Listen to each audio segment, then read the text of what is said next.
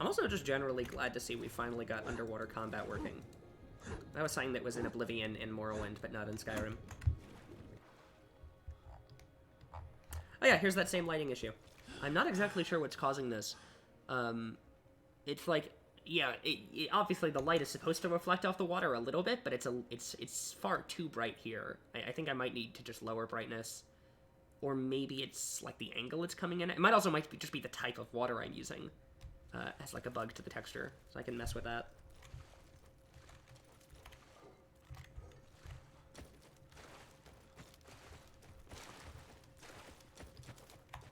Okay, everything looks fine here. Is this trap work? Well, you were working yesterday. Why is it not doing its thing? Of course it's not working. I spent like 30 minutes trying to get this to work. Worked once, I turned the game off, and now it's broken again. You guys remember these in Skyrim, the soul gem traps? We don't use them too often, but this room was going to be a combat encounter. It was. So I wanted to have it working. Okay, I'll have to have a look at the trigger box. Okay, I don't think there's much else, because there's very little clutter, so I'll go back to the game for now. But that's a couple of things to fix. Oh, did the stream crash for a second? I just looked at chat. No, I think we're good. Okay, let me get rid of this thing. Yes. Okay. All right. Oh yeah, I do need to update the stream title. Okay, 1 second.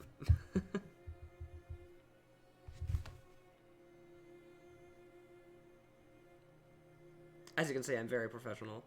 I don't think I've hosted a stream in 2 years. I've been on a few streams, but I haven't hosted one, so been a bit. Okay. Well, in the meantime, I fixed the issue with this bottle. What was the other one? Yeah, it was the diamonds over here that were a little bit finicky. Glad to see that people are excited. Level design is kind of an interesting process because there's two aspects to it, and I feel like they both are very different skills. Because the first is making something look pretty, and making something interesting to play, like creating a dynamic game experience. And the other is making stuff work. And I feel like personally, I'm significantly better at the making stuff look pretty than making it work. I've always had trouble setting up trigger boxes. It's kind of funny. Mostly just because the CK is annoying to work with. But it occasionally works. Okay, so is this? Can you just not grab stuff when it's in there? I'm putting it on top. Is it gonna fall? It might fall. Putting it. That should work. I have both selected, and with Havoc on, and neither have fallen, so that should be okay.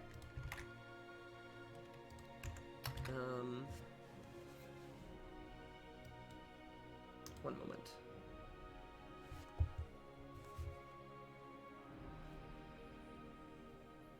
But yeah, generally, I remember a good example of that is was when I was working on All Daedroth, which is the big Daedric ruin that's part of the main quest. And originally, we had like a big team meeting about what we wanted to do with it. And we had like, oh, we'll build like a custom scripted thing here. We'll have a custom scripted thing here. We'll do all this. We'll do all that. And I completely ended up scrapping all of it because it was just too clumsy to make. Often you'll end up running into stuff that is just non-functional. As mentioned, the Creation Kit is a beast to work with, and that goes to when you're making simple stuff. It also happens when you're making anything, to be honest.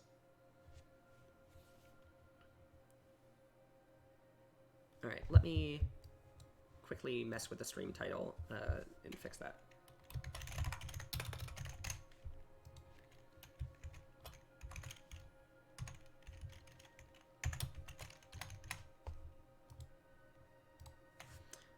One second.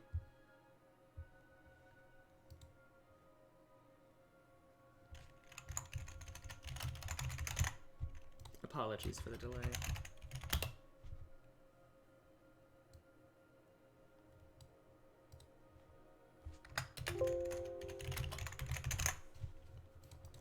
just some technical stuff. Such as my computer being weird. Curious what's up with the soul gem trap. Yeah, so, well, okay, here's what it is. It's that, what, I can, let me highlight back over to it while I work on fixing stuff. Essentially, can you see this giant trigger box? Maybe I just didn't save over my changes. It's just linking a few objects together. It's pretty basic, but it's inconsistent because there's minimal documentation on how to get it to work. I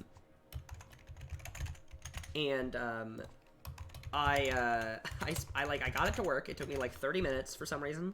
It was fully functional, and now it is not. And, I have no idea why. Okay, let me investigate.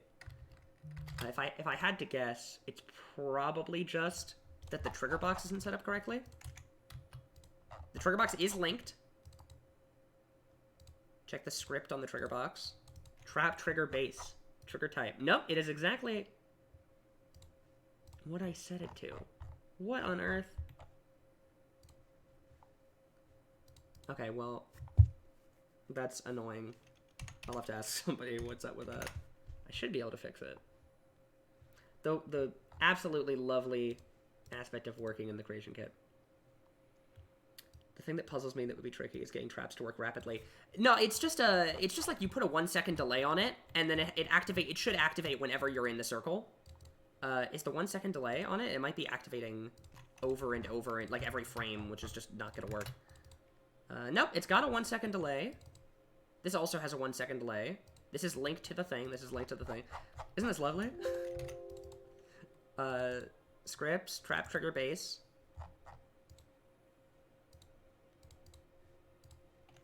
Absolutely no idea. Okay. Alright. Oh. Dal, you're in the Discord voice chat? Why can't I hear you? What? How long have you been there? No. There we go. My headphones were set wrong. No. There I we would go. like a ghostly voice for Twitch if you recorded me. I'm not sure. No. How long have you been in voice chat? Not long, don't worry. Okay. I changed your stream title. Thank you. I've been struggling with getting a trigger box to work, as is expected.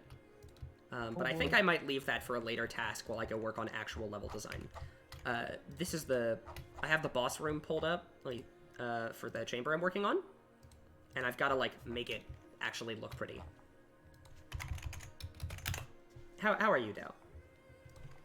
I'm fine. You do your stream thing. All good. I'm just watching you. I've got to... Yeah. I know you like to talk. You have the stage. Don't worry about it. Okay. You know, I don't know how much you heard until you joined, but the soul gem trap that I got working yesterday after 30 minutes of struggling with it just immediately broke the moment I tried to show it on stream. Classic. I know, it's amazing. Okay. We have so many of these tower pieces that I never have been able to remember how any of them work. Okay, there we go. This one looks fine. I gotta make sure there's enough room for the Daedroth to move around. Because it's kind of a big enemy. I know we're getting a new 3D model for it. This one is just like I don't know the right word. It's out of date. But I think it's still the same skeleton. Dal, is that right? It shouldn't be. It might be a bit smaller, but it's definitely not bigger. And I Okay. think it's the same. It's the same creature, which it will be wicked on. So, Gotcha. Yeah, there's a few issues with some of the Daedra that are larger sizes, like clan fears can't fit through certain doors at their default size, which has made placing them a little bit difficult. I think the original Morrowind had Ogrims in tombs, and they also couldn't go through the doors. Yeah, I think you could just cheese the hell out of those, to be honest, Yeah. because they just couldn't like get to you. Yeah. Which I think I remember encountering that a long time back. I was testing out a dungeon, and the final room was like a boss chamber with an ogrim in it, and it actually it was like a super tiny room, and it just couldn't leave it, and it would aggro. That was before we added the trigger boxes that make enemies only attack you when you're in the same room as them. So it would just see you at the start of the dungeon and just run against the doorway. All right. There we go. Looks decent enough. The original game, if I check over in the Morrowind layout, had this globe asset, which is the main thing I remember from the area. But I feel like that would take up too much space with how big our Daedroth model is. And also how the room shape I've given it is a little bit small.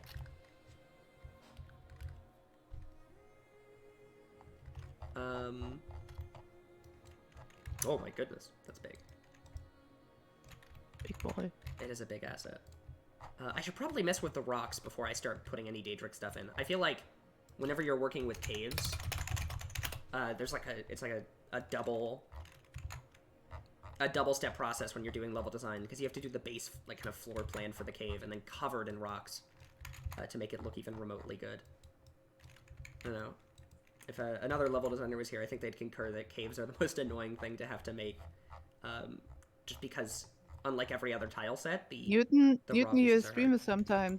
is sometimes lagging a bit. Oh, You need to stop downloading porn while streaming. That just doesn't work. I Dude. closed every program on my computer except for Except OBS. for JDownloader. Yeah, except for I'm torrenting an entire movie right now. Yeah, let me do a 1 second.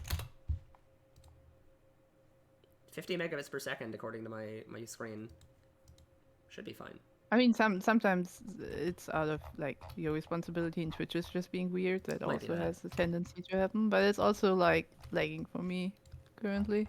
Odd. I have the load Circle of Doom. Oh no. Someone said, I would assume that designing caves also leaves a lot of potential negative space. Yeah, that's absolutely true. I mean, if you look over here in this area, which I would consider mostly done, you can see that there's this large wall, which technically looks fine, but is, with lights on, you can see it a little better, that it just kind of looks oddly flat compared to this side, which has a lot more detail. And it's a little bit hard to put anything there, just on a flat wall. I do plan on messing around with it a little bit, but it's difficult to mess with. Caves, in general, are just kind of an odd beast. Another thing that you have to think about, which doesn't really come up when you're working with caves, is player movement. Because the player obviously can't jump on everything, or can't walk up certain steepness of slopes. Unlike stairs that are like, the assets themselves are built to be traversable. The cave assets, you're placing at various angles, you're messing around with. They're not necessarily going to be walkable, just because. So you have to be a little bit careful and make your platforms actually work as platforms. Newton, did you see that in the chat? Nephalithic is trying to help you fix your shit. Let me have a look. The wrong casting aim can cause it to not fire at all. Let me have a look.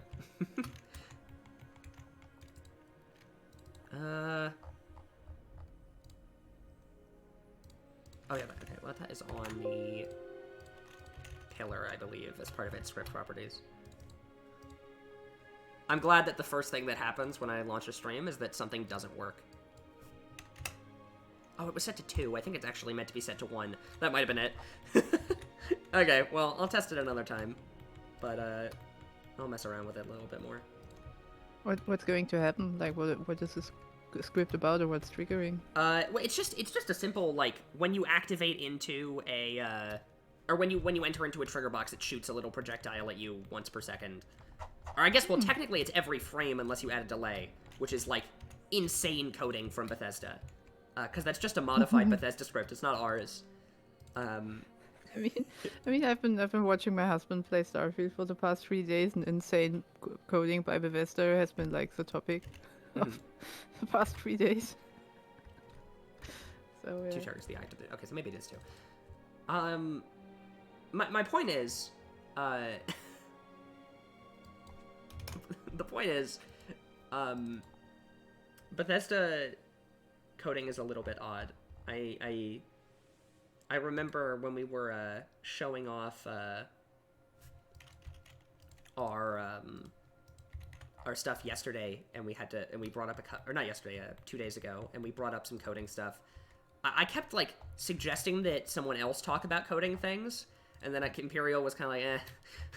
I can imagine it's more annoying than anything else to talk about like adding pauldrons to the game, because it was just such a ridiculously rough process. I mean, adding pauldrons itself wasn't even that hard of a process. The hard part of the process, like Thermo figured that out at some point, and it was figured out.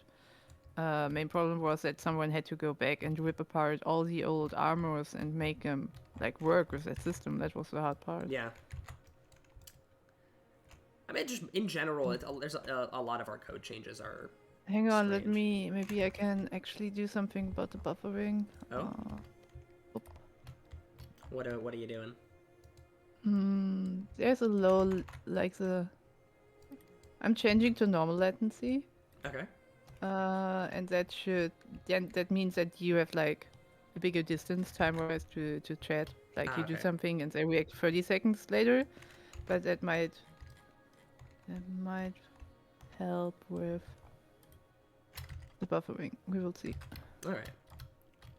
I'm trying my best right now to cover as much of this cave wall as possible, because while they're very useful the way they're shaped, I am not a fan of the bare walls of caves. I feel like I feel morally obligated to place as many rocks on top of it as possible. I need to completely smother these walls in rocks. Also, adding platforms like this allows me to put loot up there for levitation only areas, which is always a treat. So, even more obligated to do it. Oh, and you can put an NPC there because our NPCs can do levitation. That's now. true. We do have NPC levitation now. Do we have? I think so. If my memory serves me correctly, I know Imperial got semi-scripted NPC levitation up. Like you'd have to like put a patrol marker on the ground that says like NPC levitates from here to here. You mentioned, or not, maybe it wasn't you, but somebody mentioned on the stream last time that we got mid-combat levitation working, which was actually news for me because I hadn't heard about that yet. But I want to spread false news. I think maybe I misunderstood something. I thought I read that somewhere in coding, but maybe that's not true. Maybe you should check. Yeah. Regardless, the main thing is obviously marker levitation, because that means that Telvanni wizards can now actually explore their towers instead of just being stuck in their bedrooms. Nice. Which is huge, because I think Morrowind, it's got a lot of things that make it feel out of date, but if I had to pick one specific feature that for me was the most is just how non-lively a lot of the cities feel as a result. Oh yeah, people not being able to like enter and leave a cell or like building. Yeah, it also makes like the lock spell insane, which is kind of funny. But like NPCs have a rough time doing a lot of things in Morrowind. The poor people. Yeah. Sometimes I wonder how they go about their days, you know? Like when the Nerevarine isn't around. They just gotta they have to deal with the fact that they can't open doors.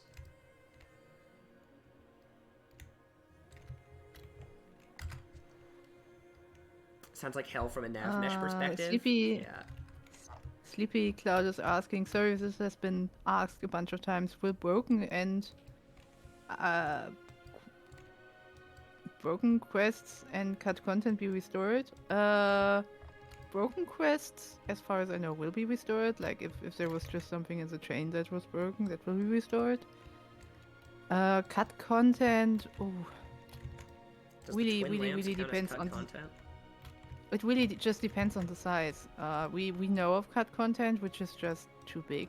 Like we would just, basically the same thing would happen to us, like with Bethesda.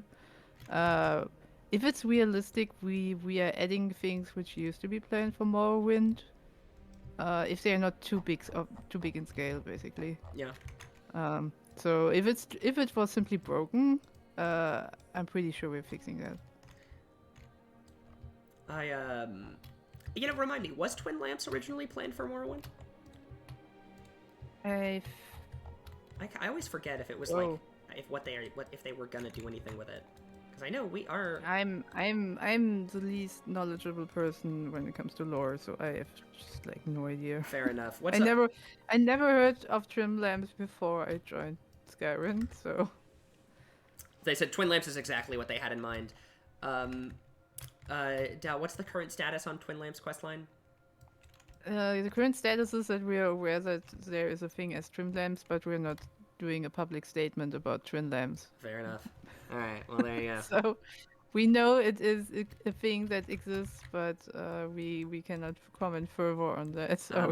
Then I'll also stop commenting. Crimson Toka, you should also consider. You can consider playing also the original Morrowind with OpenW. That's a great way to play even the old Morrowind even today on modern PCs. I like what Gala said in chat about having that you work on all the books yet don't know the lore. Bro, the hardest part of working on the books is that every time I do like interior art or book art, I need to read that book because I have no fucking idea what it's about. Oh, that's really funny. It's like I did interior art for 2820 for this very long series, and I was like, I have no fucking idea what this is about, so I had to read it. Okay, I'm gonna say as much as I know a lot about Elder Scrolls lore, I do not know. I have not read like some of. I don't think I've read 2820 either. Yeah, you didn't miss anything, honestly. Considering it's like kind of a very expensive book series, not worth the read. I didn't like it a lot. It's very. So I really like a lot of the one-off short stories that they have in the books, and I kind of like the fact that most of the books are just short stories. I think it's neat. I mentioned if you've Dal's heard this story a million times, but I'm gonna tell it again because I'm on stream. Which is Ebernonet is a dungeon that is mentioned in a book, sort of. There is a dungeon called Abernonet that is a Maroon's Dagon Daedric ruin, and there is a book about a dungeon called Ebernonet, which is a Maroon's Dagon Daedric ruin. Or actually, it might be the other way around. No, I think the dungeon is called Ebernonet and the book is Abernonet. The point is, it's like one letter off, but they're clearly talking about the same thing. And I thought, oh, wouldn't it be cool if I remade the dungeon Ebernonet to be like the book. Like, the book mentions a spiral staircase, so I built a spiral staircase. It mentions that there was a duel with a shield at the end, so I put a Daedric Tower shield at the end to be, like, the big reward for completing the dungeon. And I put, like, a note at the start that references the book. It's, like, all about the book. And I told everyone on the team about this, and I have a habit of repeating myself a lot. So I think No. I know. I think I told the same people on the team about this idea a lot of times. And eventually, one day, I went back into the build to test it, and I put the book itself in the dungeon on, like, a explorer's corpse. And I noticed that someone changed it. They, like, fixed the typo. And I was like, did they do that? Because they were tired. I still don't know who did it.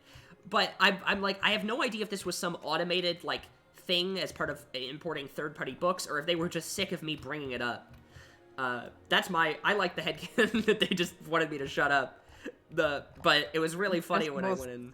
Most subtle Easter egg in the world. Yeah, is that the Ebernonet book has been changed to Ebernonet instead of Abernonet. I love it. Yeah. Maybe the book author lied or was stupid. That's the joke I make I mentioned I wrote a journal entry. And in that journal entry, what you find, it's someone saying, like, yeah, I'm finally exploring Abernonet, or is it Ebernonet? Some scribing error 10,000 years ago messed up all our notes, so I have no idea. And that's basically what it says. I mean, I think it's actually really good fiction that Morrowind has many books where it's like, oh, this author is super unreliable. That's kind of the whole point of the series. Yeah, especially if, like, the Imperials are talking about the Dunmer, or, like, the Dunmer about the Imperials in books or something. Mm-hmm. It's very interesting how they, like, frame each other's cultures. Like, also barbaric Dunmer, and the Dunmer are like, oh god, these Imperials are so uncivilized. It's very Yeah. interesting how they both see each other as uncivilized, and as soon as someone talks about anything Arcavi, it just goes off the rails. It's complete crazy. I agree with you there. I think we talked about this a bit in our last stream, but I do think the cultural distinction between the Imperials and the Dunmer is one of the most interesting parts of Morrowind, and we really have leaned into it with, like, our visual and artistic direction of the game, right? Like, now you can point this out with, like, all of our posters and our paintings and stuff like that. Yeah, I mean, just that Dunmer don't have paintings, they have murals, and Imperials are more like medieval, and they have paintings, classic paintings. To be honest, I think my favorite difference. example is just the books. Like, the fact that, we have, like, if you look at Imperial books, they have more, like, expensive-looking covers, but also, like, more mass-produced covers that look like they were made with a printing press, while if you look at a lot of the Dunmer books, they look a little more handmade. I really like that a lot. It turned out great. You and Furion did a great job. Hello, Agent Key. We are fine, I think. Newton, how are you doing, Newton? Well, I'm doing a little better than I was 5 minutes ago when I was annoyed that my trigger box wasn't working. Even though it is potentially still not working, but as said, I don't want to spend... You're over it, you're over it. Yeah, more accurately, I don't want to spend like an hour trying to fix it on stream, because I think I spent like well, more importantly, I don't want to have to text Imperial again, because I sent a message to Imperial like, hey, can you help me? I'm having trouble getting a trigger box to work. And even though they're always super happy to help, I always feel like I'm bothering the coding team. Even though we're making the same game. I also need their, like, every time I do anything for PR video or something, I was like, Imperial, I have this crazy idea. I have no idea how to put this in a video. Can you like make me a script so this works? And he's like, yeah, sure, no problem. Give me a minute. And then he sends me an ESP with like 1 billion script files and everything scripted. Imperial is so talented. Legitimately one of the most talented. I must say powerful, talented members of the team. And I also think he's powerful. He does. Yeah, he's using 1% of his power to make Skywind. Yeah. I really appreciate his help. He also helped me get Magas Volar to work, which I am not going to say anything about on stream, other than it looks wild as hell, and I'm super happy with how it turned out. So if anyone here knows what Magas Volar is, be excited. It looks pretty cool. Ooh. Teasing people. I know.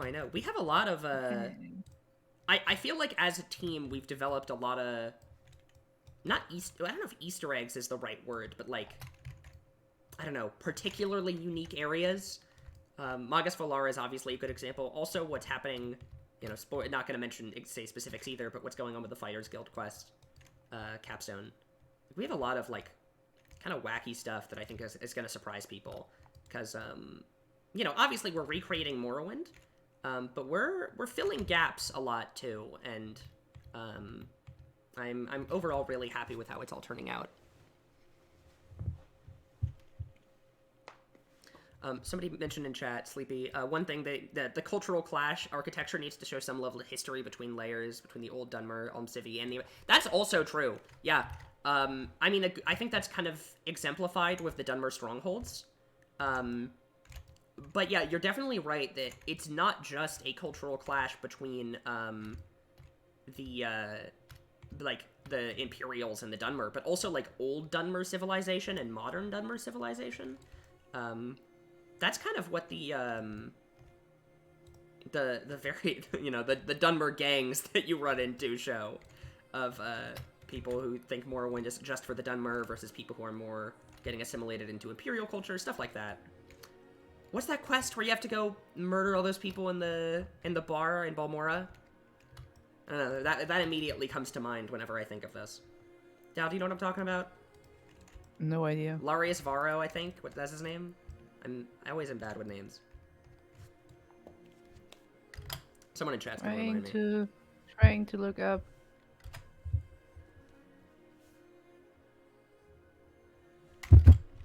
Nephalific. If you want to, you can definitely apply for either coding or landscaping. If you know the CK, we're always looking for people that know creation kit. You should. Also, especially if you are good at coding stuff, because I feel like one thing I was talking about Imperial, someone on the team. I was talking to them a while ago, and they told me that one of the things that they feel like we're missing on the team is like a notable amount of people who are good at not just coding, not just level design, but like mixing them. So like NIF scripting and stuff. So if you have experience with that, definitely we could use the help. Because as we approach, as we kind of start to work on a lot of main quest stuff as well, scripted events are happening more and more frequently, I think. I personally think having them would help a lot. Oh yeah, it's where you have to murder the Komodo talk. Yeah, that's what I was talking about, Crimson. Yeah, it's that one. It's... I mean, honestly, it's 2024. Just finding people which know the old Skyrim CK is like hard. That's true. Yeah. I remember whenever someone does have knowledge on that, or is it like from the old modding community or still modding Skyrim? That's always awesome if someone of that considers joining us. I mean, I mentioned this earlier, that I think level design is like split in between making stuff pretty and making stuff work. I think a great example of that is Shishi, which is a Velothi tower I worked on. I spent like a month. I got the dungeon to look really pretty. And then I looked back at the UESP page to like, okay, what am I missing? And I needed to add a rotating skull that opened a secret door. And I was like, oh yeah. How do I do that? And it's like, it wasn't that hard to figure out, but let me take that back. It wasn't that hard to do, but it was very hard to figure out because, like, I don't know, it's just like a completely different skill to making stuff look nice. And it's a little bit annoying at times. Okay, I need to make sure there's a lot of room in here because I feel like every time I add another rock, I'm removing floor space. And this is the boss fight room. So maybe I should get rid of, like, these two rock piles. Well, I don't want to get rid of them. I'll move them back towards the wall. I don't want to... Maybe if you go in-game and check if there's enough space to fight, then you would yeah, I can do that. And I'm also going to test the freaking trigger box again while I'm in the middle of doing Yeah, that. we're going in-game. We're going in-game. We're testing it out again. We're going in-game, yay. Hooray. Alright, let me stream the game again. Game capture. Auto. Let's see if it... There we go. Okay. Kora-Dur. TCL.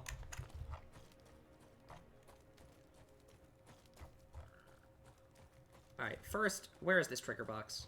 It's over here, right? Yeah. Alright, is it gonna work? I'm seeing it now on stream. It's just very delayed now because I set down the latency, so it's Gotcha. just takes a hot second. Still not working. No. Okay, I have no idea what's up with this.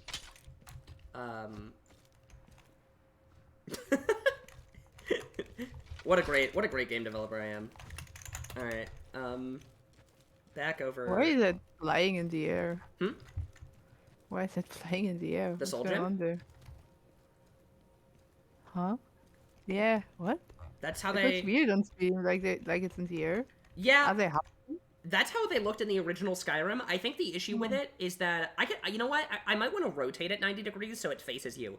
It actually looks normal with every other soul gem type, but the grand soul gems do look a little bit funky when they're like this. So I might need to rotate it. As I said, like, it looks fine with most of them. Yeah, I think it would look better if it's like a mirror, like facing more into the room. I think You know that would what? look I better, actually it looks like that with the other soul gems. I actually might just disable it from being grand, to be honest. Is that just because balancing reasons? These are meant to be more rare. It's currently just a generic dummy soul gem that spawns in any type. Huh. Also, Newton Nephalic offers to help you with your issue in 1.5 hours if you're still online today. Well, I appreciate it. All right. I have yeah, it shouldn't take too long. I just forget how to set it up. Were there any grand soul gem traps in Morrowind anyway? Were there any soul gem traps at all in Morrowind?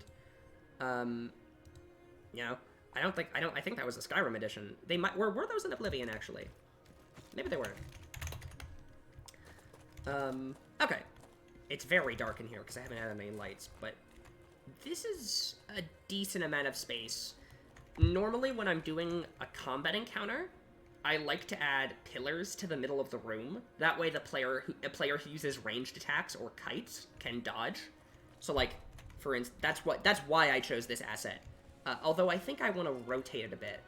So it's like more in the middle. So it like, the enemy doesn't see you right away when you approach if you're a stealth character. I think you should also add a few more bricks or something. Like it looks a bit weird right now. I'm gonna. That's I was gonna do that after I was done with the base rocks. I've been doing that elsewhere in the dungeon. Like if we fly over here. Oh.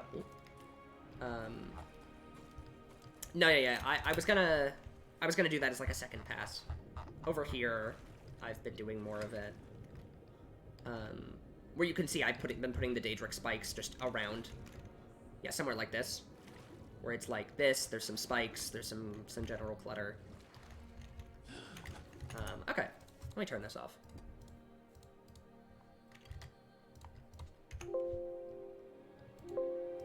One moment. There we go.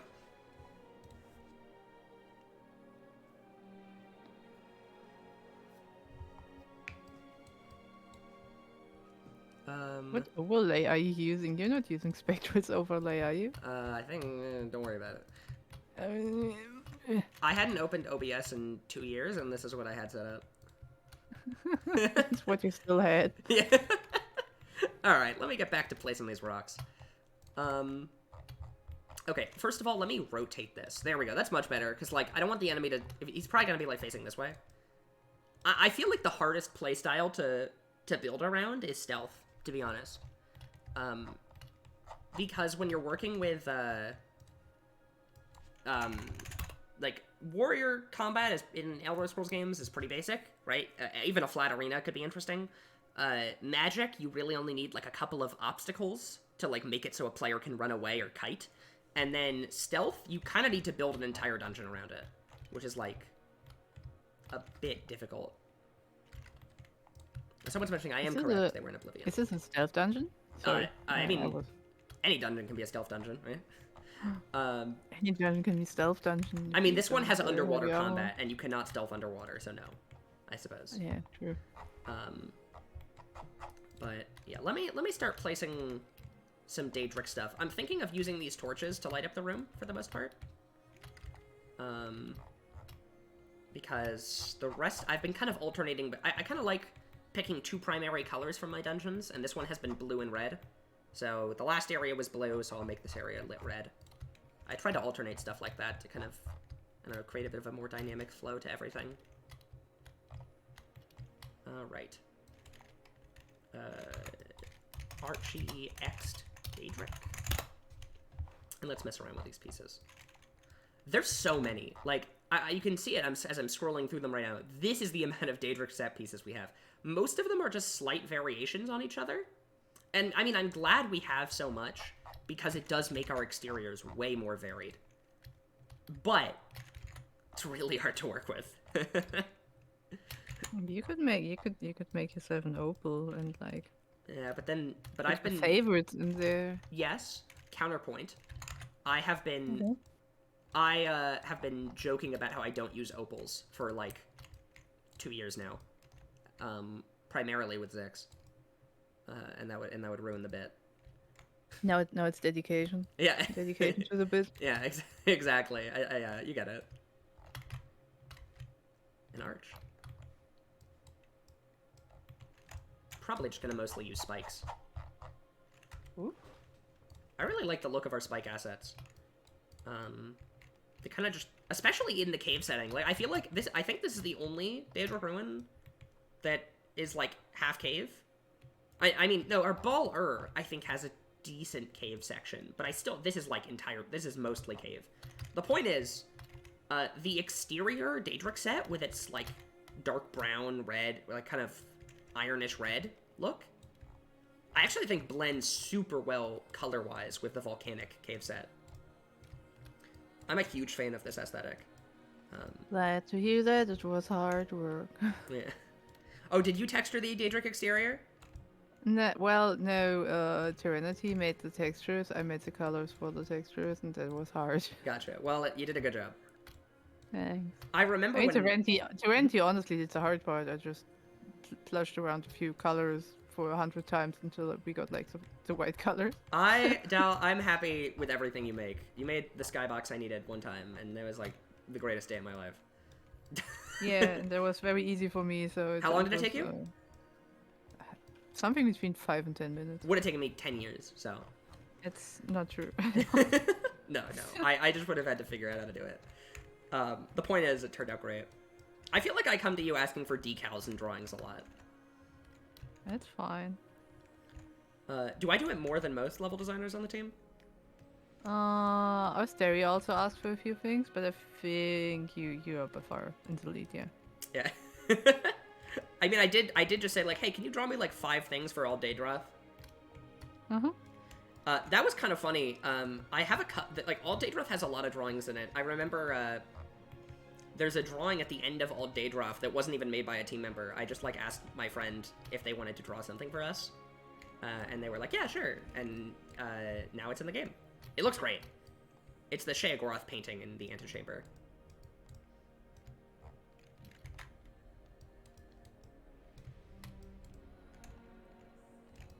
I'm generally just really content with our art style.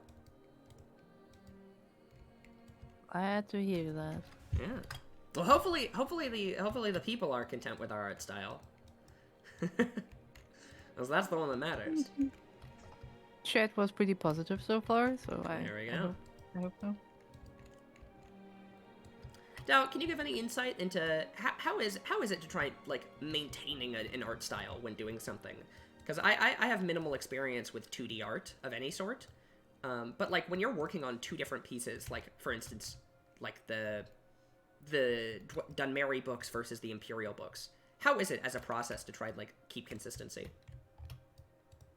I mean, generally, it's in quotations we have a style guide like in game at this point, because I think Fury established like the 2 styles very well, with Imperial being very European, like very Renaissance time European, or it's not really old Roman, it's more like medieval Europe, and Dunmerry being more freeform, more crazy, more floating, probably more more Asian, probably. Well, I mean, yeah, Dunmerry culture is heavily Eastern inspired.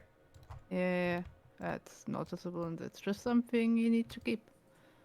And for the Nords, you have the swirly swirls, which were established in Skyrim. I always say, every time I want to say Skyrim, I just say Skywind at this point, because the word Skyrim has just been replaced in my mind with Skywind. We invented Skyrim, actually. We created it. We're the devs. We invented, yeah, we're the devs. It's kind of cool. You're obviously Todd Howard's son. Todd Howard's son, who Yeah. he doesn't recognize. You know, it's interesting. I had been getting called Todd Howard in multiplayer lobbies and video games for like at least a year before I joined the Skywind team. It's your true calling. Yeah. I'm just saying, you know, you're from the rear and everything. I am. There was a point in time where I drove by Bethesda Studios like pretty frequently. But I'll pass on you know, work on being Todd Howard for a few reasons. No. I know. Okay, I'm trying to think if I want any large objects in this room, because I have these tiny spikes that kind of accent everything. I guess. Yeah, the commissioner, the building itself aren't that Asian inspired. That's true. They're more like, what's Balmora? Balmora reminds me a lot of like an Arabic. Yeah, no, definitely, because it's got Middle like, Eastern style. like the clay houses kind of style. God, what? I'm not sure what Velocity Actually, would what even count materials as. are they made of? What is it? Is it clay? What is it? Clay. I'm Clay? pretty I sure think so. clay and stuff. Yeah. Clay and bug shells. Yeah, clay bug shell. I'm not sure which human society used bug shells. I don't think any. Yeah. I don't think so either. I get asked to say it just works, Galadin, a lot actually. Yeah. Yeah. Okay, let me continue to place these lights. I feel like I need lighting in the room to tell me how to feel.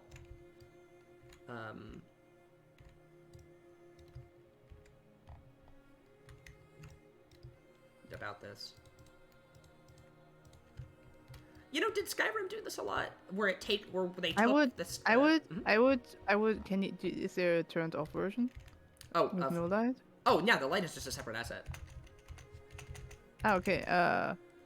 Yeah, I would have like one fallen over or something. That's the plan. Like not in use anymore. Okay. Yeah, I was thinking of doing that. I'm just placing the on ones first. But yeah, no.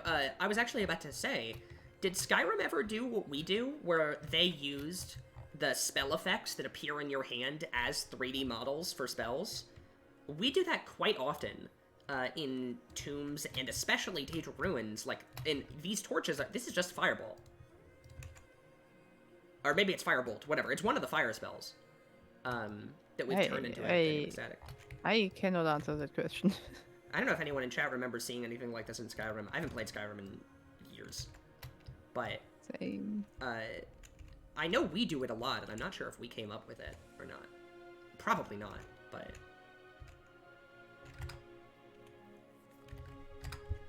Someone said they don't think so. Yeah, I guess not.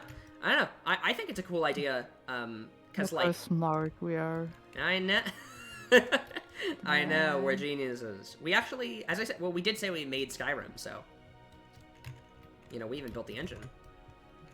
Am I allowed to say that? Oh god, no, I'm not taking responsibility. You know what? Actually, good point. Never mind. I take it back. It's nothing you should be too No proud of. engine. I think Creation Engine. I mean, you weren't around when Morrowind was a thing. You weren't around. Hey. But I can tell you, as an old person, I can tell you when Morrowind came out, I just like stood in Sedanin next to the lighthouse, looked at the water, and was like, "This is the most beautiful water I've ever seen." Like, it was fucking mind blowing. The graphics for back then were honestly really, really good.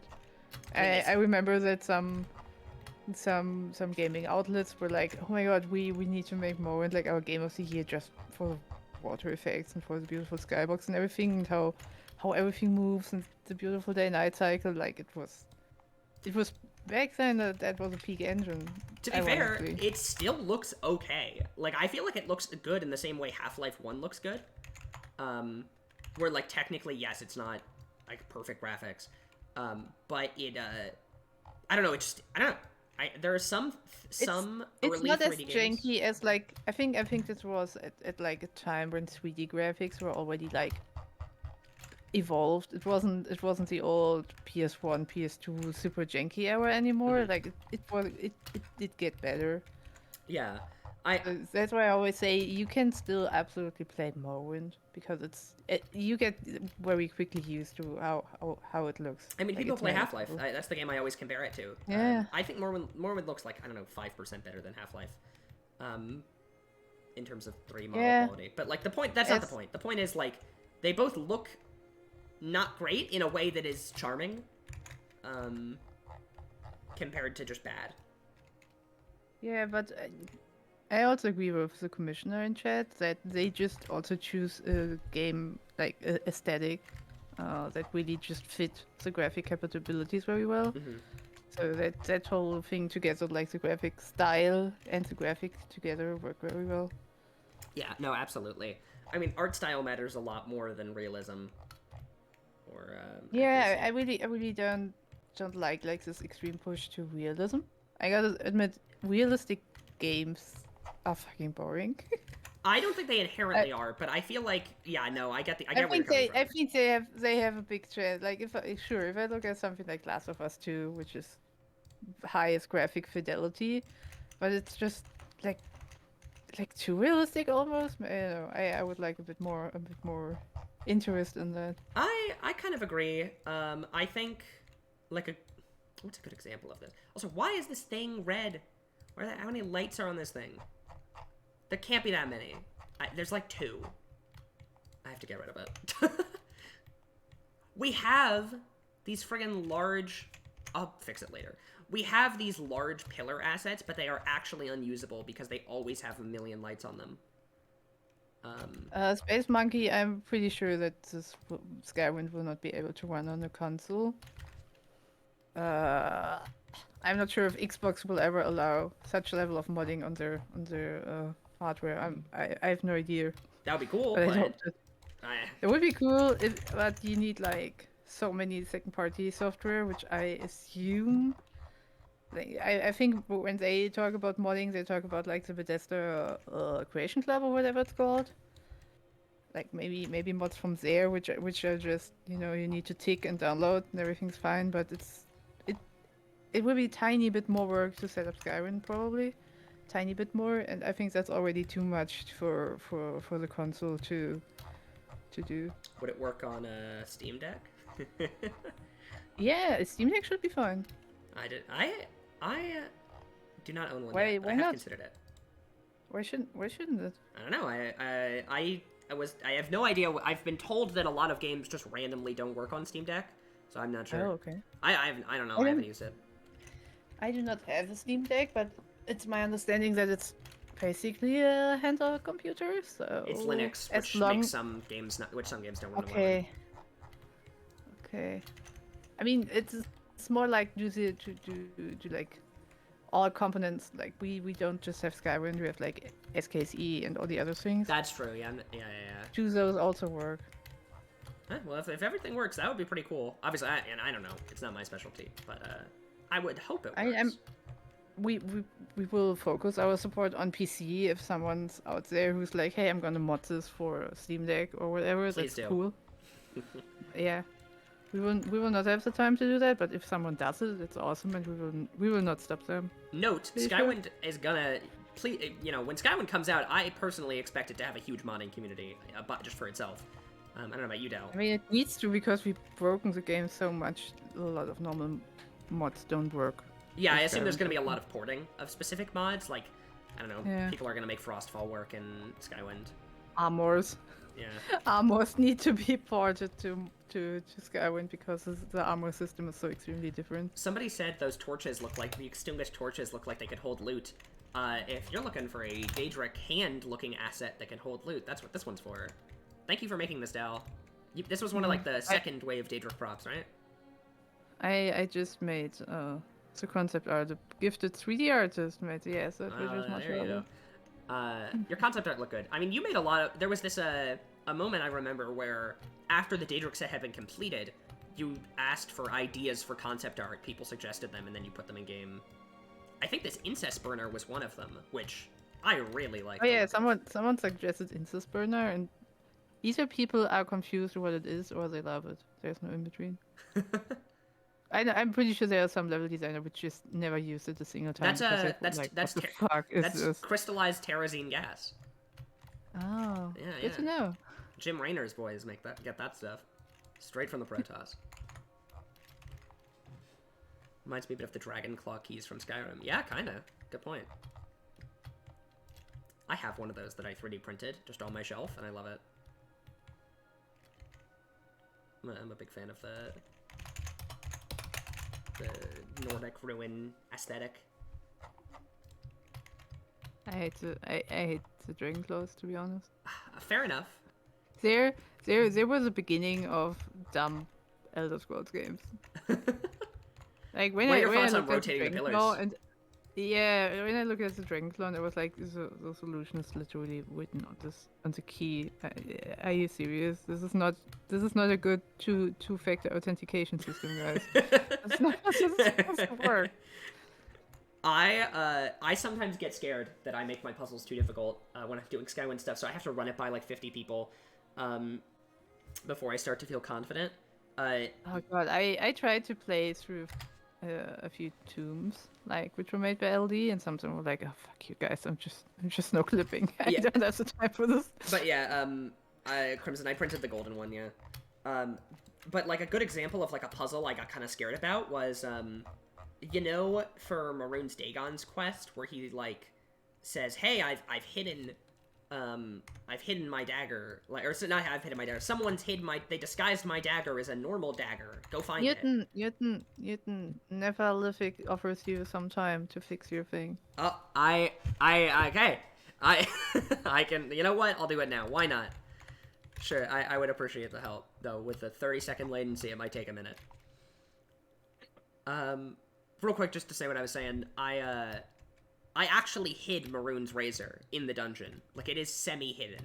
And I was thinking, like, am I allowed to do that? Because I guess because my brain was in Skyrim mode when I was making it, where it's like, no, you cannot have no... Puzzles are not allowed. It's not too well hidden, it's fine. But, it's like you gotta worry. Thank you, Neolithic. Alright, I'm as stated, I'm extremely professional. Linked, okay. Linked ref is Magic Trap. Let me double check. Yep, works. For Magic Trap, Linked ref is Soul Gem Dummy. Set up. For Magic Trap base, Activate is the Trap Trigger Box. Okay.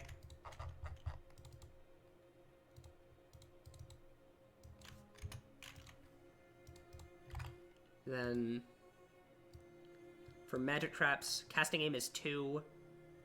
Is that a 2.5? Is that just 2.5? Or no, 5. That's step 5. I'm an idiot. And 5 is the next step. I'm very intelligent. God, I'm so bad at scripting. How did I get on this team? The first step is meant to type Magic Trap base. Yep. Trigger type 1. Oh, it might be the trigger type is set incorrectly. No, the trigger type... No, everything is already set up. Oh, number 1 is Magic Trap base. Yeah. No, that's exactly how I have it set up. Huh. That's odd. You're not like, it's not a problem that you're like no clipping and that's not triggering the Oh, box, wait, right? I had a delay. That might be it. There we go. That might be it. That shouldn't mess with it. That should just cause a 1-second delay. We're testing it. We're testing it in game. I can't add it. I have to go. We're going in game. We're going in. It might have actually just been the 1 second. I added a 1-second delay because it was firing too fast. I guess I could just lower the damage it does and keep the same firing speed. It's a feature, intentional. I'm just gonna... I know I'm not streaming the window. I'm just gonna quit. It should take like 15 seconds. TCL. This is anyway really trippy for me because you're like 1 minute ahead in voice and then I just wait for anything to happen. Yeah. Okay. Turn off TCL. Is it just the delay? It is! Okay, you can't add a delay. You cannot add a delay to a Soul Gem Trap. I'm just gonna... It kills me in 5 hits. I should lower the damage it does. Okay, it was just the delay. It was the delay I added. I don't know. I know a delay shouldn't matter. I know. It should only add like a 1-second delay. But it, that's what it was. That's the only thing I changed, and it fixed it. So, it works now. Yeah, thank you very much. I am going to lower the level of this trap. Because, holy moly, that killed me way too fast. You know... This is something, Del, I'd like to hear your opinion on. Oh, God. What do you think of how Skyrim's traps are never dangerous? Oh, I just ignored them. I just went through them and walked through them as if they didn't exist because who cares? I more meant, like, from a level design perspective. How do you feel about them? Yeah, they're useless because they're just not dangerous. They never kill you. Yeah, so I, okay, how do I describe this? The most annoying part about them was when you went like limp, like you were flying around and you couldn't play for 10 seconds because your character had to get up again. That was like the worst part of it. Besides that, I never cared for them. Maybe it's my dungeon master in me from playing a lot of D&D, but I personally feel like, the best use of traps is like mid-combat, like having a pressure plate mid-combat, either so you can bait enemies into it, or you can accidentally fall into it yourself if you're not paying attention during combat. Like, that's how my brain is like, oh, what would a kobold do? You know what I mean? Because, like, I play a lot of D&D, and that's what comes to mind immediately. I just think they should be hidden better. Like, if you go into a drama room and there's like already this slope, and in the middle is like this, I don't know what it's called, like the space for the trap where you know, oh, this rotor is going to come up and rotate and attack me in 5 seconds. They're just telegraphed too well. They're not actually traps because you always know they're going to be there because it's just too obvious. The most fun trap in Skyrim for me was just all like the swinging door one, because it just one-shot everything. So it was fun to like use it against enemies. But it was like, so the most fun trap in Skyrim was the one that the player could use to their advantage because it didn't kill them. So I don't know, that kind of says something. Yeah. Morrowind didn't have... Theme park feeling. The theme park feeling is definitely coming to my mind. Yeah, they make a good point. Skyrim... I mean, Skyrim's a good game. Like, it's popular for... It was one of the most popular games ever for a reason. It's very good. It just has a few oddities that I don't like. And actually, one of our level designers made an awesome trap. Oystery made a Daedric door, and if you open it, spikes are impaling you, and it's like so sudden. It's all of a sudden you open this door and you think, oh, it's a door, and it opens. I haven't seen that yet. You. It's awesome. It looks so good, and they retract like in kind of an organic way because they don't like go back smoothly, but they go like tuck, like bit by bit. So it looks like a spider taking like retracting its legs. It looks really good. There should be a video of it in somewhere in landscaping, I think. I'll have to check it out at some point. It's really nice. There's this dungeon that I worked on, or I don't think I actually made it. I think I did like a revised version of it. So like I left half of it and redid half of it. It might have been Othrelos. I don't remember the name. It started with an O, I think.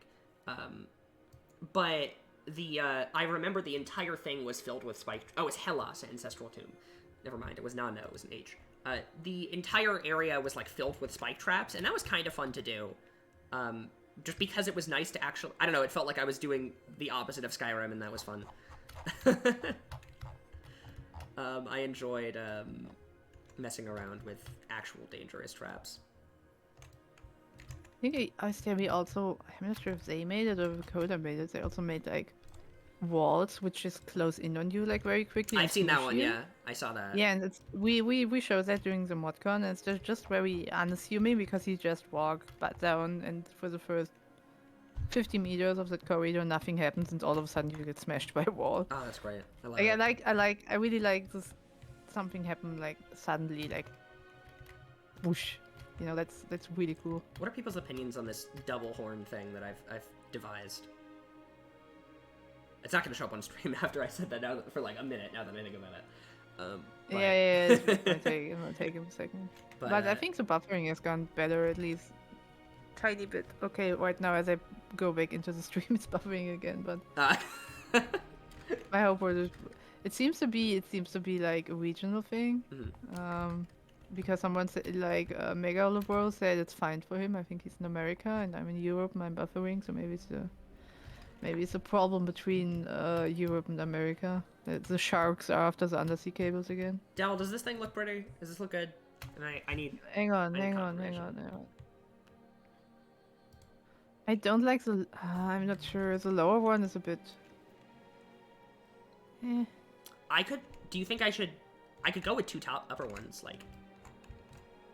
instead. I think I would rather have like a pillar or something holding the arch up, and you can like go under the pillar, under the arc.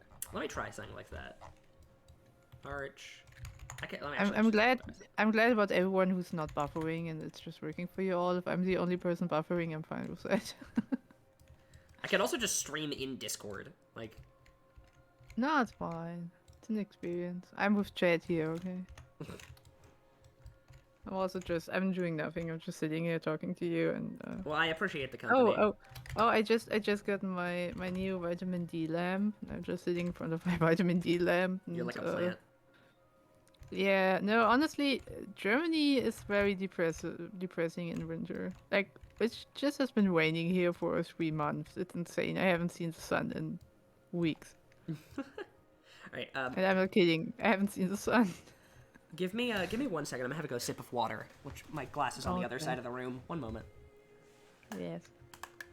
Alright, chat, we're free. He's gone. What do you want to talk about? Quick.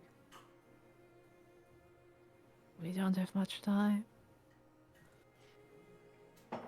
His room isn't that big.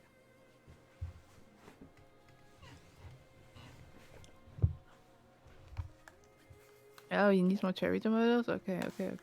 No, I am back. I said sip of water and then chugged an entire glass in like half a second. Bro, I heard you really need some cherry tomatoes in your life. Oh. I used to be the biggest cherry tomato fan in the world because when I was like a little kid, I for some reason had this perception that regular tomatoes tasted bad. And then and I don't know what happened, but I just like 5 years passed and now I'm having tomatoes again and they're like, "Oh, wait, I don't know why I didn't like these. These are delicious." Maybe you have had like a bad brand. Like I think tomatoes have the tendency to sometimes taste like nothing, like super watery. Mm-hmm. That's true. And Here's the little ones usually have more taste, in my experience. How's this looking, Dell? As like a inversion. Yeah, I like that. I like that. With like this little spirally. Yeah.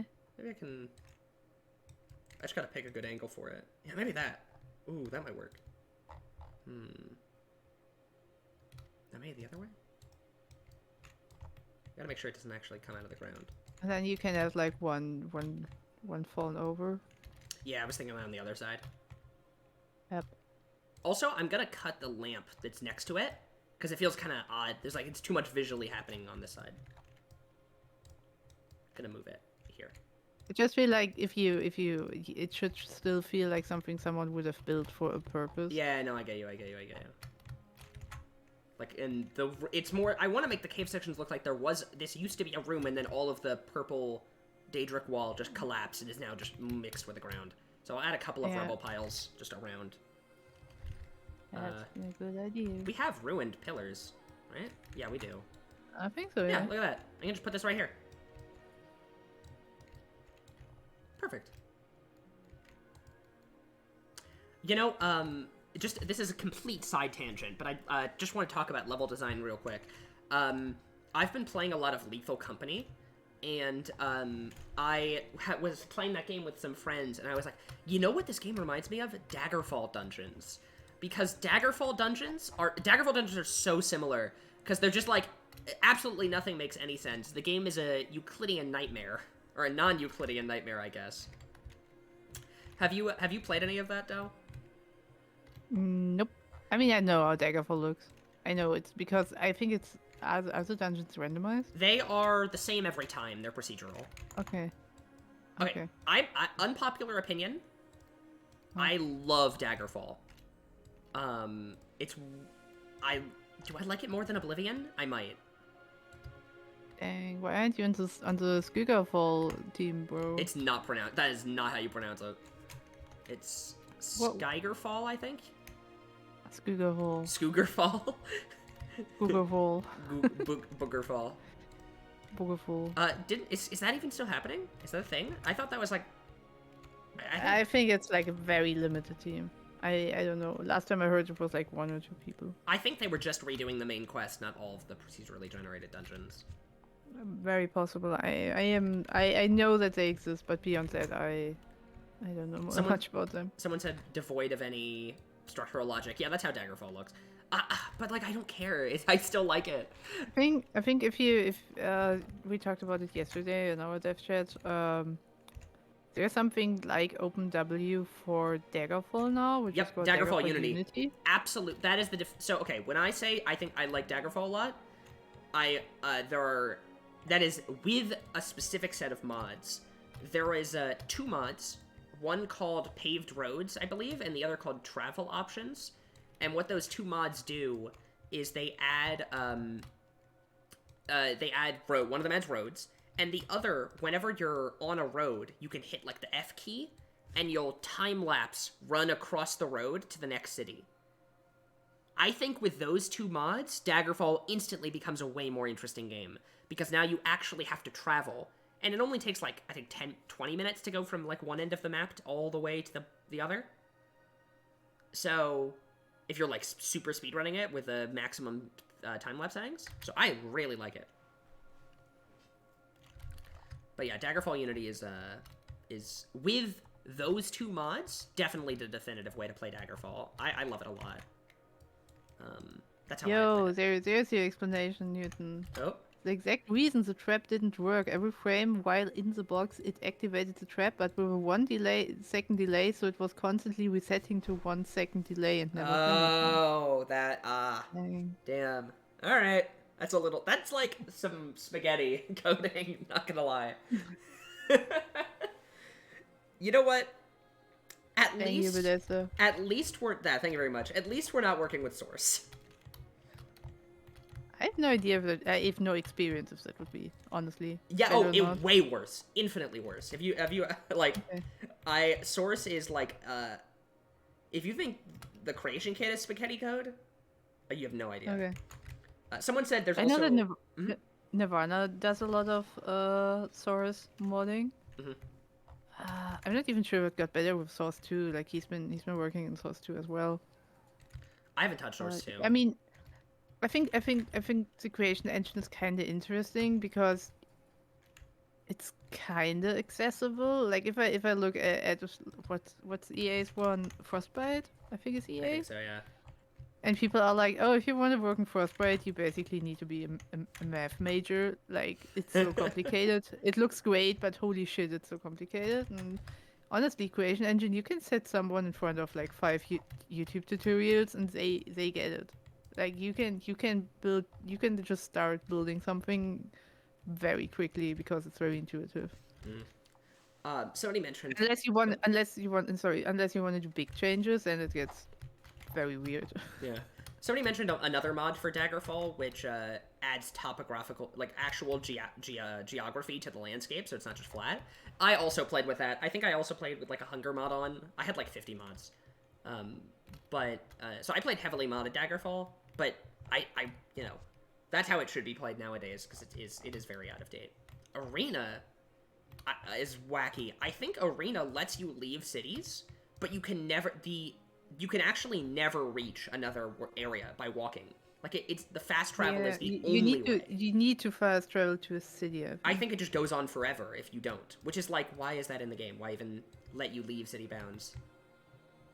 That was actually why I did start playing Arena, and I got out of the base dungeon, and I played it a bit, and I just left the city and started walking towards another, and I never reached, and then I quit. And later I learned, like, oh no, you will never reach a city. You need to, like, fast travel or whatever, use a map. I'm not sure anymore, but I didn't know something about how the map works, and that just made it crazy.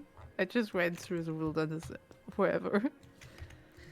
Oh, right. I think this room is actually done. Nice.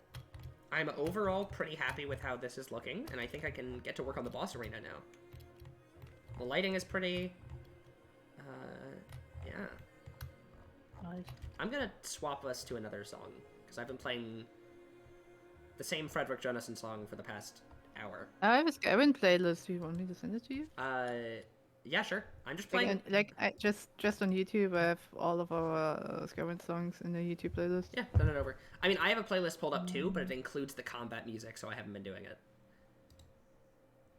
Oh, okay. I'm not sure. It's just like all different songs by many different of our composers in just one long playlist. I also really like the Skywind OST. Which I had, Oh, I think it's great. No part in making. I had none of my work, but I think the people we had do it just turned out great. I think I'm actually positively surprised. Like, when the first time I heard it, was like, this is great. I didn't think that, like, normal people in quotations without access to a big orchestra could make such good music. Didn't we get like 20 people to sing for Nerevar Rising? I think for a few songs we actually had like a very like A limited. I'm not sure like a choir, like a limited amount of choir or orchestral support. You But can, many of the other songs were just made by one musician and just played one instrument after the other, and then I think played over each other. You can check that. It's on YouTube. What I'm referring to of Nerevar Rising being sung by a lot of people. It's like it's so cool. It really makes me happy.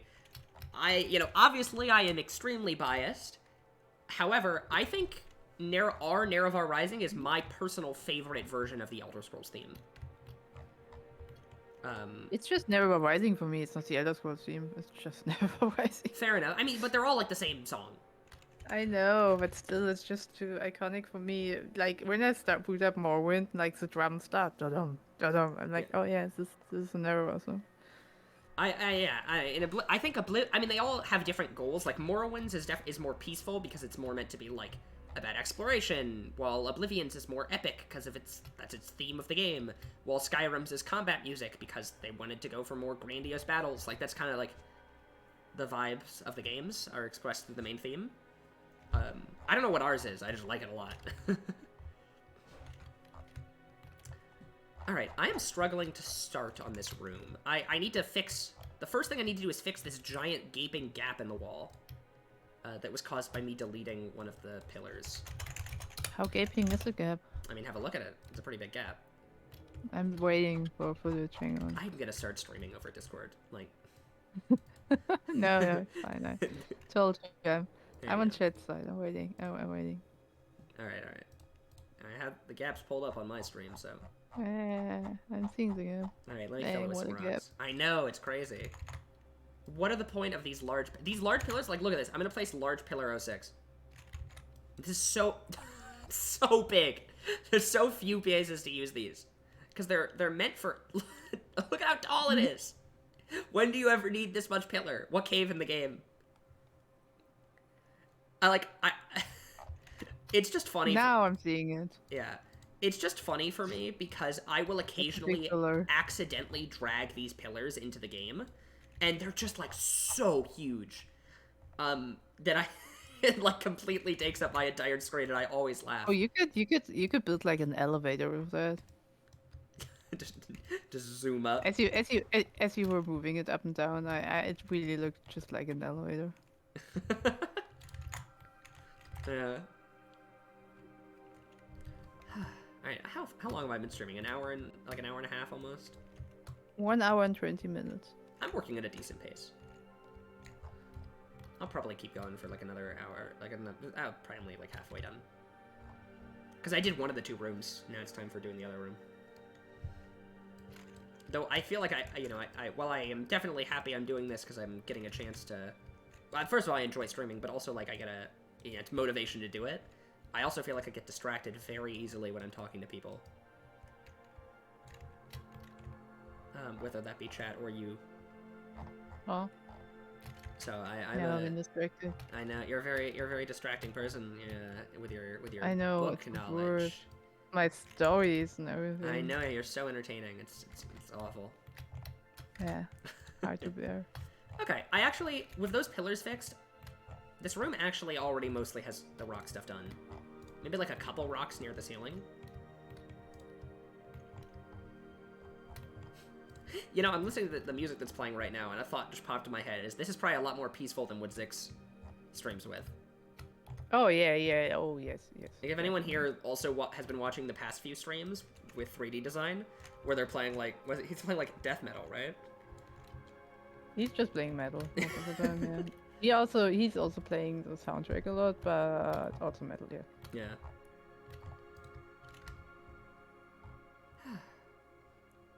I'm wondering, he usually streams like way later, so I guess the audience might be very different. Oh, I assume this is different people. I'm just streaming now because I don't know. I feel like this is when I'm the most awake. It's like midday.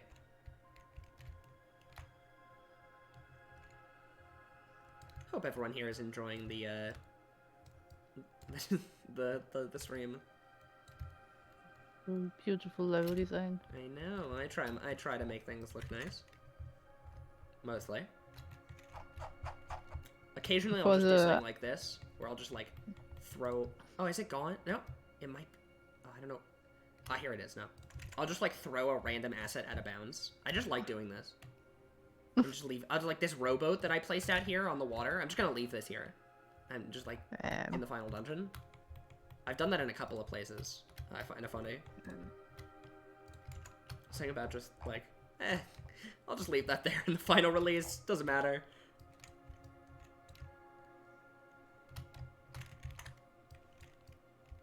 When I did the Christmas video, the crashing Tariel Center, I had to do level design, and honestly, the Skyrim assets are just the worst to work with. You should try the Daedric set. They've no. Just the snow winter trees and everything. Like they have such big collisions. Like if you want to turn them or mirror them or something, they ellipse the earth because they take such a big round. It's crazy. I had 2 trees next to each other and a package beneath it, and just clicking that package was not possible because the boxes of the trees were like so big. Have you seen our banners? I was going insane. Are they also doing that? Yeah, did you not know that? I thought Gamma fixed it. No. Oh. Well. Newer assets are a bit better. Okay. Well, maybe they have on some of the banners, but the ones that I have been using, no, they have not. It's like the banners look fine, they function fine in game, but in the CK, their hitbox to click on them is significantly larger than it should be. Oh, same with the books. Yes, if you have a row of books and want to click a book, like a specific one, good luck. It's like their hitbox. It's like the creation kit hitbox is out of sync if you havoc a book. Yeah. Weird. Okay, I think I have enough rocks for this room. And am going... Oh, actually, I don't like that one bit. Never mind. I need to put a mound on top of that. After I'm done with that, I'm going to start doing the Daedric stuff. Yeah, then I need some Daedric. I know, there's not nearly enough Daedric in this Daedric ruin. Yeah. It was mostly a cave in the original. I mean, look at that. Look at that. Are you proud of me for making a relatively small dungeon? I mean, this is very small for you, so I'm very proud of you. This size? Yeah, it's not even that much bigger than the original. Yeah. To be honest, I feel like I should have made it bigger, because this is a Daedric quest. It's like I kind of wanted to make it more grandiose, but... If everything is grandiose, nothing is. I know, but Daedric Ruin... Daedric quests... I made a loss. Yeah, but... It had like a puzzle in it. Yeah. I think instead of size, it should just be denser. It is very dense. Way more interesting. It is rarely dense. After playing Tears of the Kingdom last week, I must say, if that game was like 1/5 of that size, but instead everything was much denser, I would really appreciate it. Because my god, that's like what Morrowind is as a whole. Yeah, Morrowind is just super dense. Like that makes it interesting. You can actually go around the corner and find something new, interesting to find that's worth venturing into. I mean, well, and for us. The interiors are dense as well. We have some big things. You know, you talk about Serrano, right? But have you seen Solvel? No, I'm talking about... What? I'm not talking I know you're not talking about interiors. No, but, like, you mentioned Serrano a lot. I did, yeah, the parking lot one. Yes, but have you seen Solvel? No. Yeah, that's UCM's work. And it's like, I think... by the way, Serrano is not the biggest tomb. Solvel is the biggest tomb. I think. But maybe Serrano is just a bit weird because it's just this tower. It's underground tower. It is an underground tower, and it's amazing. It's the best tomb I made. It looks great. Oh my god, you will die on that hill, won't you? It looks good. I think it looks good. I think I did a good job. You gonna trash talk Skywind work on stream? Damn Dal. Yeah. Maybe. Look, I think it is fun. I wanted to make something unique, and I succeeded in that goal. Oh my god, this just looks like a head, and it just looked like it was bubbling while you were talking, and you were like talking with a head. It was Yeah. very, very So funny. yeah, I do. Yeah, like South Park. Yeah. South Park Canadian. I think Serrano looks good. I'm really happy with it. Well, Serrano's certainly different. I can give you that. That was the intent. It's very Also, different. the guy who nav meshed it likes it, so I win. You are the guy who nav meshed No, it. I'm not. Imperial nav meshed it. What? Really? Yep. Dang. You wasted Imperial's time with nav meshing, bro. No, What no, the no. heck? That Imperial used to be a nav mesher. That was like what they used I to know, do. I know. But yeah, they liked it. Significantly leveled up since then. Chat's been a bit quiet for a bit. I wonder what people are thinking Hey, about. Chad. Hi guys. Chad, are you talking behind our backs? They're talking about how much Not they sure. love Serrano. I'm hoping the stream hasn't been buffering all this time, because my personal stream has been buffering a lot. On my screen, let me refresh. I think it's fine. Ah, Osteri, hi. Osteri! Hey, Osteri, we talked about you and your great ideas a lot today. We did. We brought you up 3 times, I think. Also, feel At free to least 3 join the times. voice chat if you want. We're Oh yeah, you can hop onto the stage with us if you we're want just to. talking about level design. And Serrano Ancestral Tomb.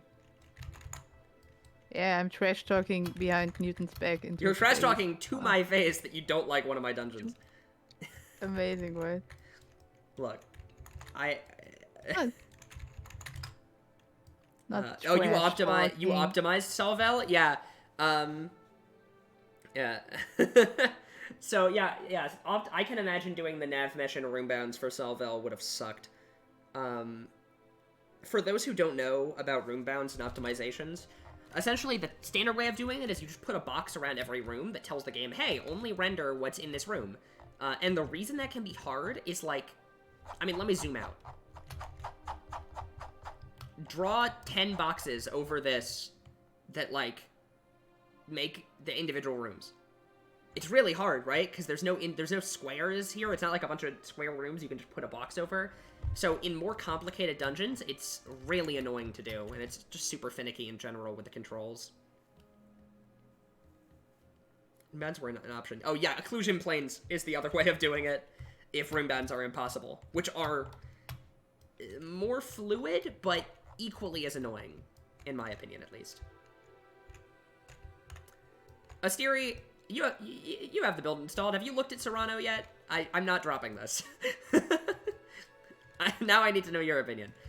For those who don't, for everyone else here who doesn't know, Serrano Ancestral Tomb is a dungeon that got made by me because we added these balcony pieces to our tomb set after the tomb set had mostly been used. Like, most tomb dungeons had already been made.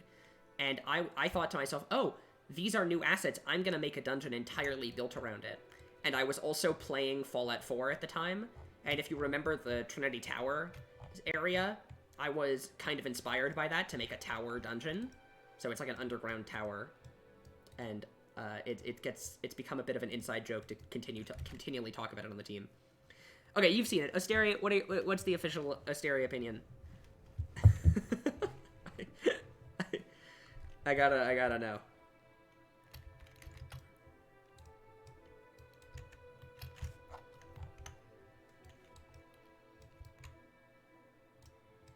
Can't wait to see the comments on the wiki page for that one, you know? Oh, and the Skywind wiki? Yeah, on the Skywind wiki. And the Are we famous making our own Skywind wiki, or are we getting a UESP slot? I don't know. What's our plans? Oh no, we are working on having a wiki. It's just hard finding people to populate it. I mean, I'll probably fill in the information for all of my own dungeons. Yeah, we're trying to accumulate like all the 2D art because there has been just a lot. You know, we mostly just publish the end result. We never like show the steps in between or the thoughts behind it. And Fair. there's also a place where that could happen. Also, Osteri likes Serrano. This is all the confirmation I needed. My day's been made. I'm content. Unique is such a like you go to your mom and she's like, hey, I tried a new recipe. You want to use your food? And you're like, Mom, that's unique. Look. It's cool. It is a dungeon. Indeed, it is a dungeon. That It is is a the dungeon. correct, Yeah, it is one of the dungeons in the correct game. assessment. Yeah, There is. yeah. But on the spot. I'm glad you like it. Yeah, it's definitely different. I mean, you know what? I'm showing. I have the build open. I'm showing it on stream. I'm pulling it up. I think we did it. pulling it We've up. rattled him enough. I've been, I've been officially. Yeah, let me He's pull this up. officially been rattled. Please wait while requested cell loads. Yeah, we'll load for a while. Yeah, it's a backhanded comment on it. Here it is. This is Serrano. Let me turn off the markers so it's a little easier to see. This is the dungeon we've been joking about for the past 15 minutes. It's got like a giant tower essentially underground, of course, and then it splits off into these other rooms, and the entire area is infested by vampires who are trapped here. And that's like the mini plot.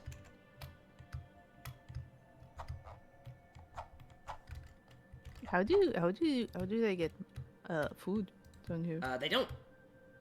Oh. That's like what the mini plot is they've all been trapped here and they're all starving to death. Except they can't die. The place still looks very neat considering they're starving to death. It hasn't been that long. Like, there's a bunch of journal entries here. It's been like a couple of weeks, I think. Okay. And there's a couple of rooms where stuff is knocked over. There's like a master level lock, and there's the you know how in Morrowind they have like the slave chambers for the cattle, which are for the humans. Commissioner, I think you mean the stone tower. Sort of reminds me of Majora's Mask. Oh yeah, you're right. It is kind of like that. You know, it's funny because I've based another one of my dungeons on a Zelda dungeon, yet it wasn't this one. There's like an upside down area in a Sheogorath shrine. But yeah, I was talking. There's a master level lock here, and one vampire locked himself in with all the cattle and then killed them all. So like, there's some stuff going on here. I like this dungeon. All of these white squares, these occlusion planes, this is the optimization stuff I was talking about earlier. One of our team members, Imperial, before he became our best, our coder guy who helps me all the time, did this, and I think it turned out quite well. But it is very annoying. And there's also like a arena at the bottom because this is the vampire clan that's like strength focused, because there's a strength, a magic, and a sneaky one. And this is the Kora clan, so they have like a fighting arena in the center with a bunch of spikes. I actually think this I was like the that first when you take like the shortcut and just jump down the balconies, you have a high chance of being impaled. Yeah. Yeah. Or you have a high chance of just landing on the balcony because that's just very crowded. All right, back to what I was actually working on.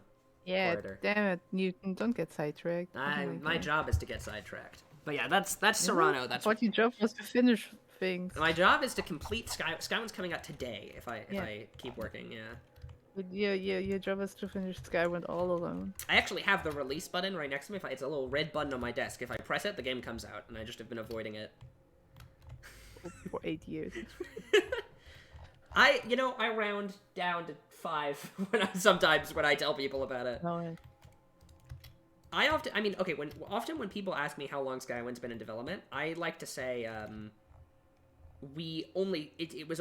technically it's been like 8 years, but we didn't have now we have 100 active devs. We did not have 100 active devs for the first couple years of development. Do we have 100 active devs right now? We have 600 names in the credits. I know. Yeah, that's having in the names in the credits and being active is. I know. That's why I think it's around 100. I can't really. Maybe 50. I have no idea. I mean, I'm probably very underestimating the departments I'm not super actively working with, like voice acting. I have no idea what's. Going on when I say 100 active devs, I'm not including voice actors. Okay. I think I actually have a specific. I know the amount. Well, I think it's like 300 VAs. I think. Oh my god.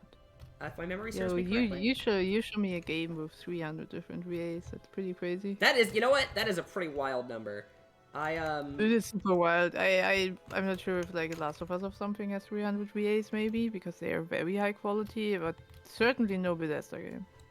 Oh, definitely not. Yeah, Bethesda games have like 10 voice actors. Like the guy at was it Barrelor's General Goods in Whiterun is the same as the Thieves Guild main villain, right? In German, like in the German version, we have like 5 people, like 3 men and 2 women. In and Skyrim?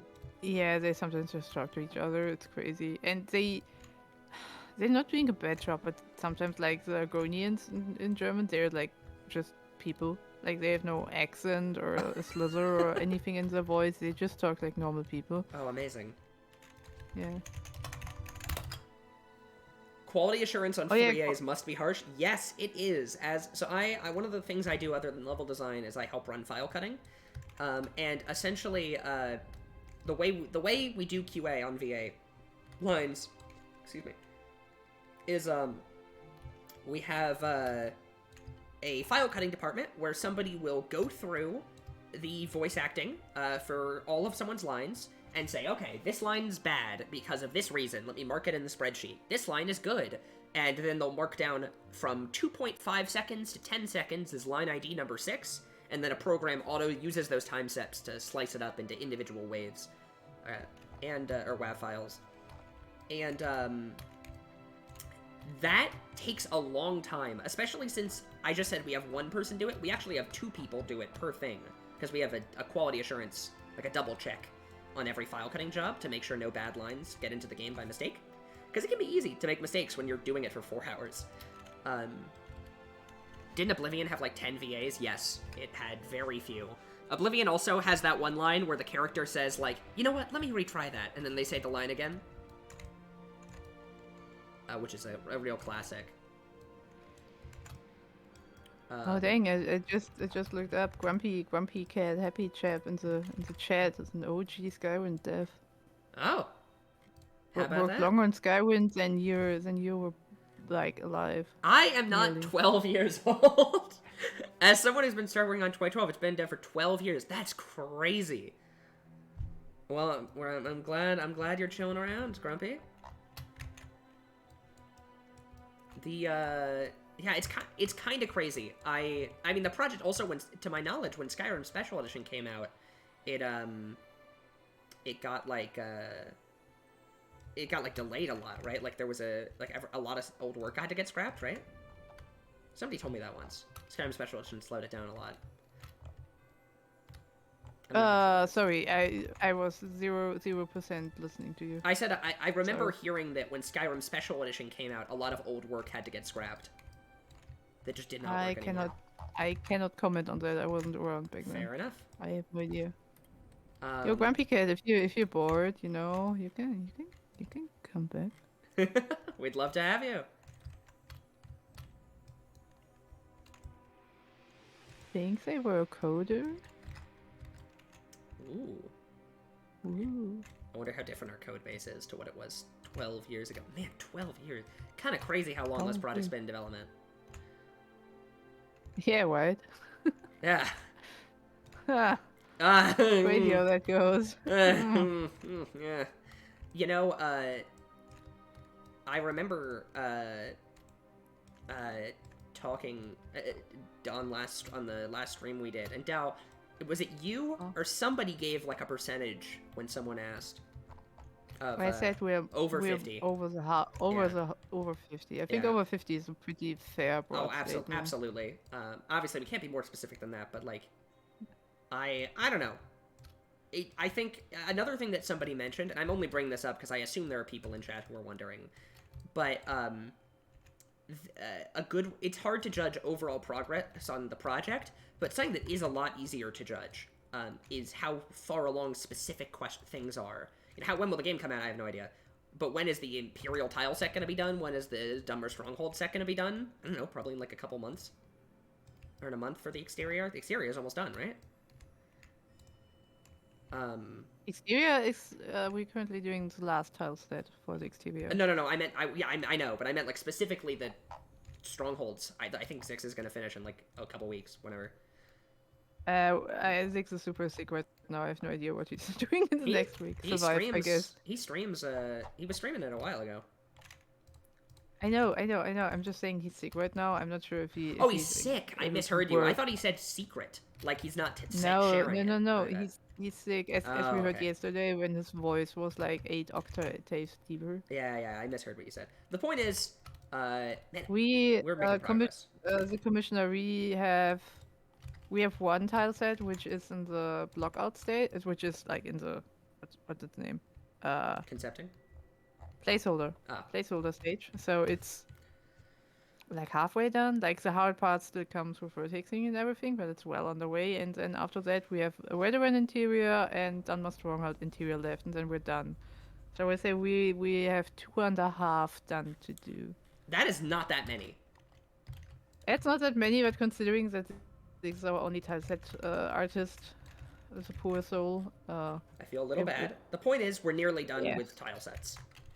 Yeah, we're doing a very we're moving. I mean, I think before I joined the project, I kind of just assumed it was one of those things that will never get done. Because, like, there are some projects like that, you know, on the internet where it's like, you look it up and it's like, last update from the devs 10 years ago, and you're like, oh, okay, well, that's not happening. Skywind I mean, is... even over Christmas break, we've been like I've been doing Skyrim stuff over Christmas break. I've been overhauling the whole 6-hour stuff and everything. So I was working on the puzzle canal, and I'm doing this. Like, this has all Yeah. been done over the past 2 weeks. Well, for me, People are what doing ended well. up happening is I was studying 8 hours a day for my physics finals. So I did no Skywind work for 2 months. And now that it's winter break for me from university, I'm like, I want to do as much as possible to make up for all the time I wasn't doing it. good, Good. good. Yeah. Why is your status 12 hours of sleep? You don't deserve 12 hours of sleep. I know, I bro. got 12 hours of sleep, and I'm still tired. I've been sleeping like 10 hours every day since winter break started. Did you say I don't deserve 10 hours of sleep? Yeah, I did. It took me a minute to process that you said that. Oh, you could have 4 hours of that. Could have been Skyrim work. Okay. Jeez. That's impressively... that was a tile sets earlier. Yeah, no, that's not that many tile sets left. I mean, I think tile sets are like a good way of viewing, from the department I work in, that's like kind of how I judge like what I'm able to work on, right? Because I can't work without a done tile set. So like for me, it's like only a couple more things, and then I can start working on anything. Oh, you know, speaking of dumber strongholds, Dal, I don't think I told you I picked my stronghold that I'm gonna do. Did you get one? Well, yeah, there were a ton. Okay. So I technically don't think I don't think we were supposed to start claiming them yet. At least to my knowledge. I never got told that about it. But, Kora-Dur had already been claimed by Overseer. And I was like, oh, okay, well, I guess Yeah. I'm not doing Kora-Dur. And then I was like, I well... think Mel claimed like 3. Wait, what? What I thought Mel claimed like a bunch. I'm not sure. I'm not sure if she just did like I'm checking something right now. rough to finalize the cells.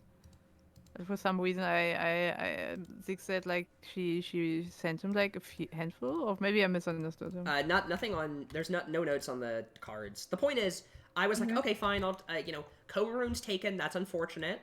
I'll do one of the other 6th house ones. And then I checked, and then Osteri had taken one of them. I was like, crap. And then I checked, and then I, like, went to the wiki for all of them, oh, combat music just started. Okay, I'm changing that. I checked the wiki, and it turns out Telsaro, or Telecero, is still a 6th house one. And I was like, okay, I'm grabbing that as quickly as possible, because I really want to do more 6th house work. I've done essentially none. I did Ebernonet, which I mentioned earlier. That's a 6th house base. But other than that, it's one of the more unique areas, and I love messing around with it, but I haven't really had much of a chance. Point is, I picked that. I don't think I'm gonna pick a second one, because I think we probably should only take one per team member, because there's only like 10, and there's more than 10. There's more than 10 level designers. So I feel like everyone should get one. Everyone who can should get one. Unless Overseer picks Kora-Dur and then also picks another one. I remember when I first picked out 3 Daedric ruins, somebody told me I took too many, and now there are still 3 untouched Daedric ruins in the Trello card. I'm not gonna lie though, I'm super happy that I picked Magas Volar. Like, because I don't think anyone, not to sound weird, but I don't think anyone else on the team would have done specifically what I did with it. Dang. I know. Dang. Asiri, if you're still in chat, you should look at Magas. I'm not gonna go into too much detail or show it on stream, but you should look it up. It turned out great.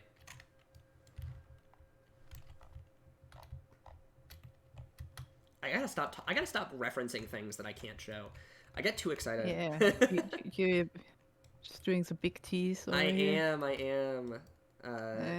It's gonna be a cool game when it comes out, everyone. I promise. Playing with chat's feelings. Yeah.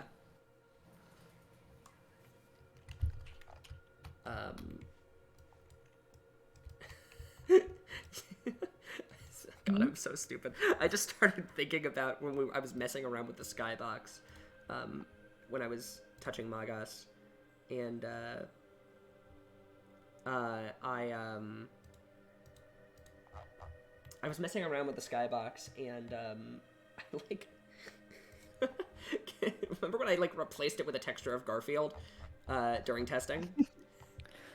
That looked good. I think we should have kept that. You think that should have gone into the final release? Yep. That would have looked great, yeah. There's a chance of 1 to 1,000 that if you go somewhere, there's just Garfield in the sky launching you. Yeah, man. Oh, that turned out great. That should have been posted to progress updates with just no context. It's like one of the things when you start Minecraft, and sometimes the name is like Minecraft or something different, or Craft Mine or something, and you have like a super tiny chance of something like that happening for Skyrim. But it's Garfield. Mm-hmm. Amazing. Todd Howard's face is just the moon. You know that? Yeah, you know that one image of Todd Howard holding a gun, like the Photoshop? It's that. Oh my god, imagine we only had one hidden ninja monkey in the game. That would be so little. Yeah. So little amount of ninja monkey in Skywind. What are some? I mean, I think we're including all of the original Morrowind Easter eggs, right? Like the band hammer and the fish sticks. Oh, Magas should be merged, right? Magas was made in September. It's definitely in. Oh, I know why it's not showing up in the build. It's because it's a world space, not a cell. You have to type. I'm just gonna DM you the console command to get there.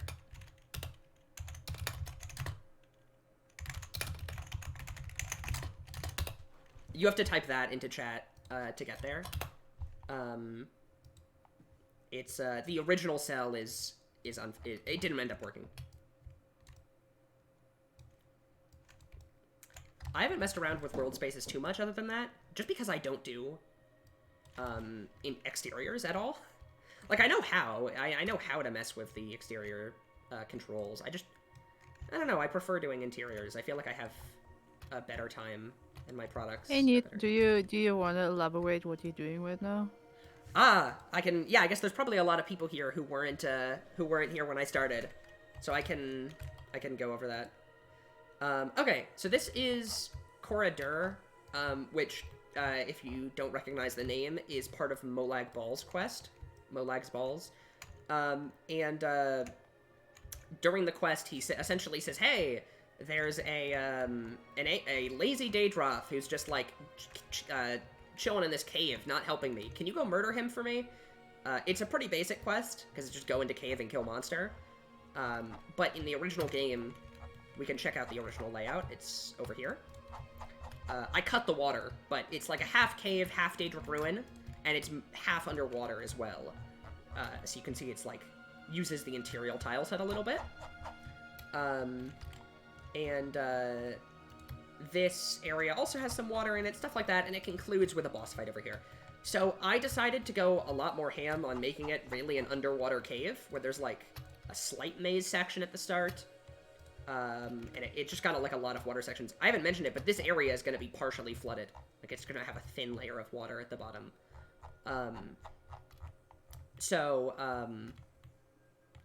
I'm trying to make Kora-Dur I don't know. I feel like all dungeons that have a quest in them should have something unique about them. Personally, I think all dungeons should have something unique about them.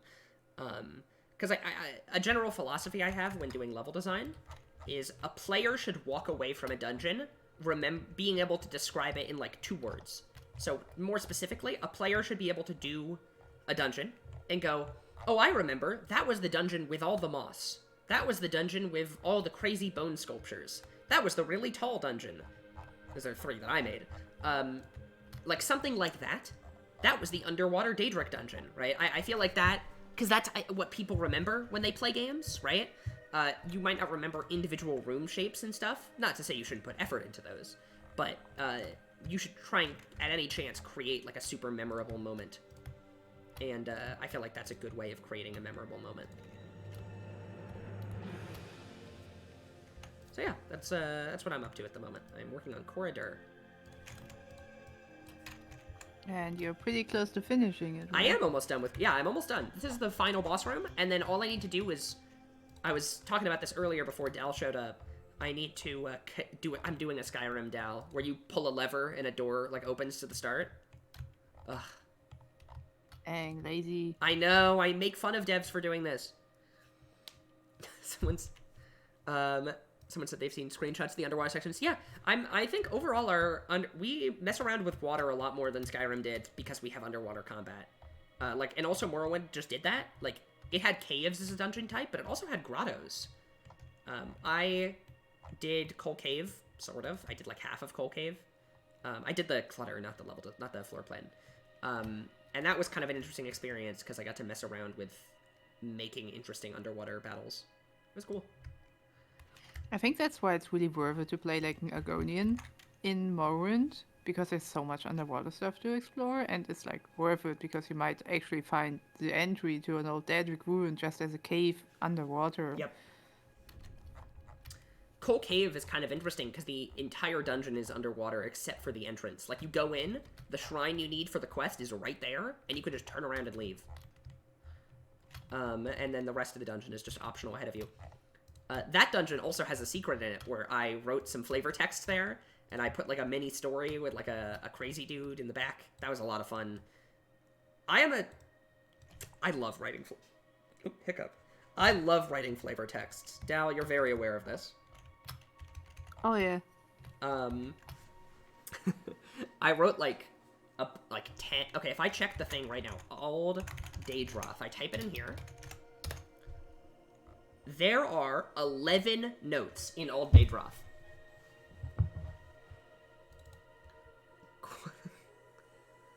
Why are there 2 of these? Actually, wait, there shouldn't be 2. Why is there a second one? I'll have to double check this. Wait for this to load. I also wrote, I think, 15 for High Fane. Actually... Well, okay, another dev wrote 2 of them. I wrote 13 then. No, I just put the same one there. That's fine.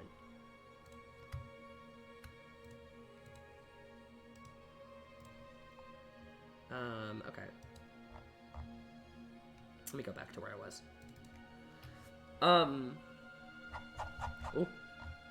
Oh, I'm in the wrong spot. I loaded the wrong cell. Get me out of here. There we go.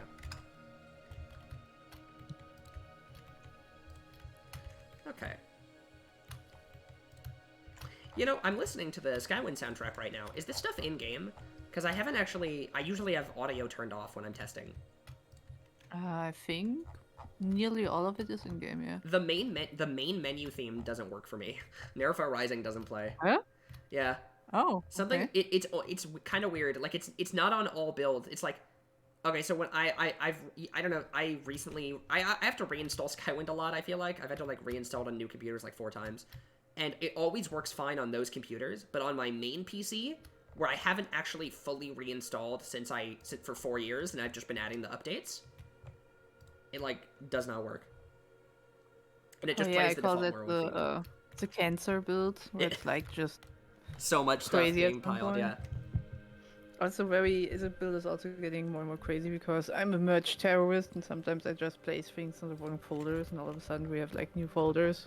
Oh, yeah, I kind of mess with that too. I mean, I think we have to compress everything into like BSAs for release, right? Yeah. How big? I mean, I hope our file size isn't too insane because I'm a proponent of games needing to compress more. Like I think it's We're 50 at no 55, I think. 55? 55 uncompressed, unoptimized.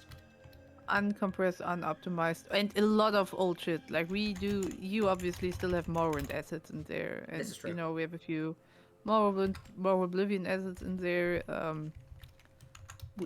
Extremely unoptimized, and we need to kick out a lot of stuff. So we're nearly like,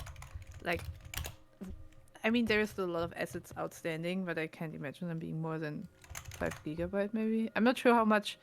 Okay, I'm not sure how much voice acting adds. Like, I have no idea what the file size for voice acting is. Oh my god, okay, so speaking of, you know, speaking of games that are poorly optimized, the first thing that comes to my mind whenever I think about this is frickin' anyone here in chat ever played Five Nights at Freddy's Security Breach? That game has uncompressed WAV files adding like an additional 20 gigs. And the game barely has any dialogue. Good file format for that. Yeah, it uses WAV files. Yeah, someone talking about, someone showing up for the first time talking about the new assets. Yeah, things are looking great. I get to use Dry Tray 01 again, my favorite asset. Dang. I'm a Dry Tray 01. Okay, let's check something real quick. Use info. The Dry Tray 01 has been used 584 times. 130 of which were in All Daedroth, which I did. 58 were in Alas, which I did. 39 were in another section of All Daedroth, which I did. 34 in Shishi was me. 33 in Eberron, it was me. 19, 17, 13 in different sections of All Daedroth. 13 and 12 in different sections of All Daedroth. So, okay, everything except for Velas and Buckmoth Legion Fort were me. I like this asset. That's kind of... I will vandalize this asset. You're gonna... No, you're just gonna make it look bad. I'm gonna draw something on the underside where you can't see it. Yeah, why does the underside look like this? This has always been a little iffy. Seems like... Oh, the texture isn't, like, doubled, probably. Like, usually it should be... The player can see this, right? In most, no. Okay, I can look into this. I think there's just in the NIF itself, it should be the texture should be doubled, and then it would be fine. I would appreciate if you fixed it because there are a few areas we can kind of glimpse. It would also like let me have. I mean, you can just go to the NIF, and I can tell you how to fix it because if it's what I think it is, it's one click. That's crazy because I've been thinking about the fact that the bottom of Dry Tray 01 has been broken for the past 3 years. Okay. And just assumed that it was I did. Okay, I want to make... Yeah, it's probably just a NIF problem, when it's black, but that can be fixed. Someone said I definitely like talking about things Can you tell me the path? Oh, to the path? Item? Yeah. Morrowind Clutter Commonware, and then it's props ty varus tray.nif. Okay, I got it. Let me see. I can't believe I'm thinking about this for years. Oh, interesting. Oh, I think someone just vertexed it black. This is vertex coloring. I need to fix it in Blender. I can fix it in Blender, that's no problem. Thank you, and then if you could merge it in. It's funny that someone just used like black vertices and was like, this is void now. Someone said get a Dry Trail 1 tattoo. I think I have I have like a saved image that I've posted like 15 times that just says, if nobody got my back, then Dry Trail 1 got my back. That I keep posting in the Skywind chat. I don't know where it is on my computer, but it's somewhere.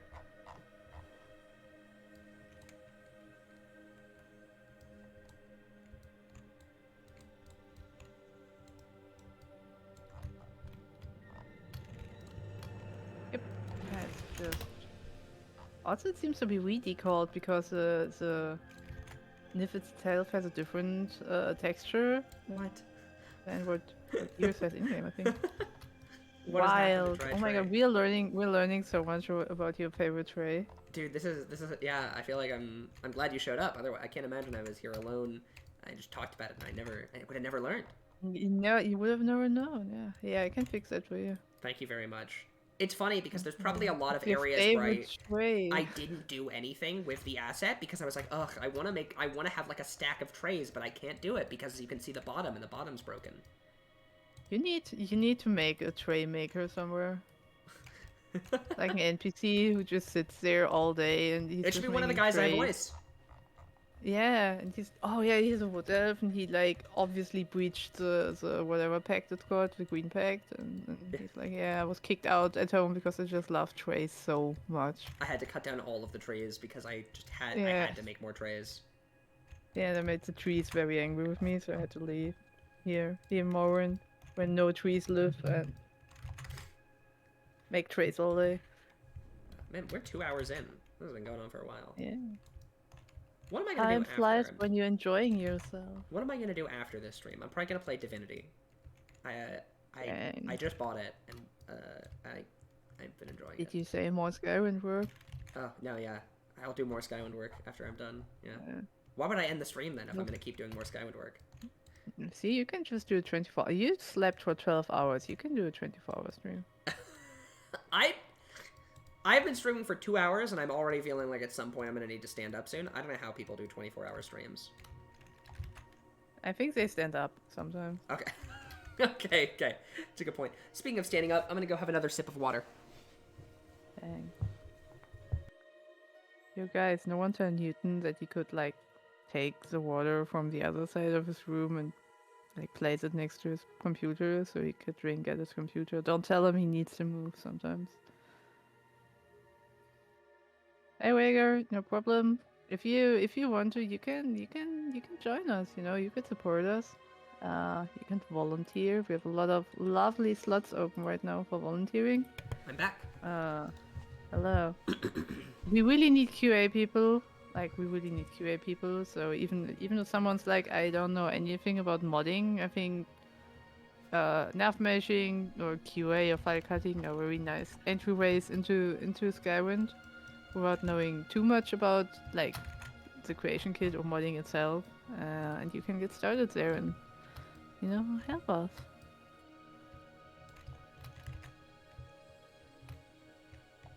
Yeah, I'm not sure why the stream is cutting out. It's still doing that sometimes, sadly. For some people, not for everyone. Twitch is just odd.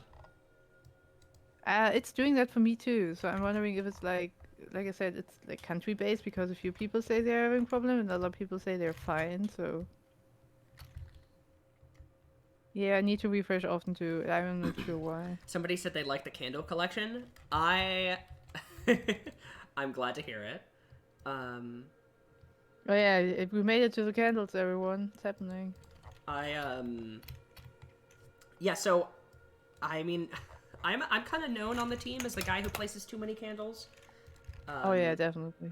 Let me Definitely, the too many part is definitely very true. I think if I had to estimate, I've probably placed half of all candles. I mean, look at this. Look at this stuff. And that. Newton had to go back and delete candles because he placed so many candles that there wasn't like enough particles left for That happens all the time. magic. Now that happens with, to be honest, that's not just a me thing. You can only have like 15. Like, I think we're actually gonna need to do a full pass of the entire game and fix it. Because that happens like everywhere. Aww. Aww. Yeah. Newton, your tray is broken. What? Oh, are you still, what's up? It doesn't want to be put into an FBX file. How interesting. It's refusing to be put into Blender. Oh. It's cursed. It is. The black button is making it cursed. How interesting. I want to kind of make it Oh, there look... it is. Oh, never mind. It's not cursed? No, it's not cursed. We Ah, did a chat. I'm sure it didn't work the first time, but now it's Candles in caves, yeah. Well, I mean, there's red candles in all the 6th house bases, and most of those are caves.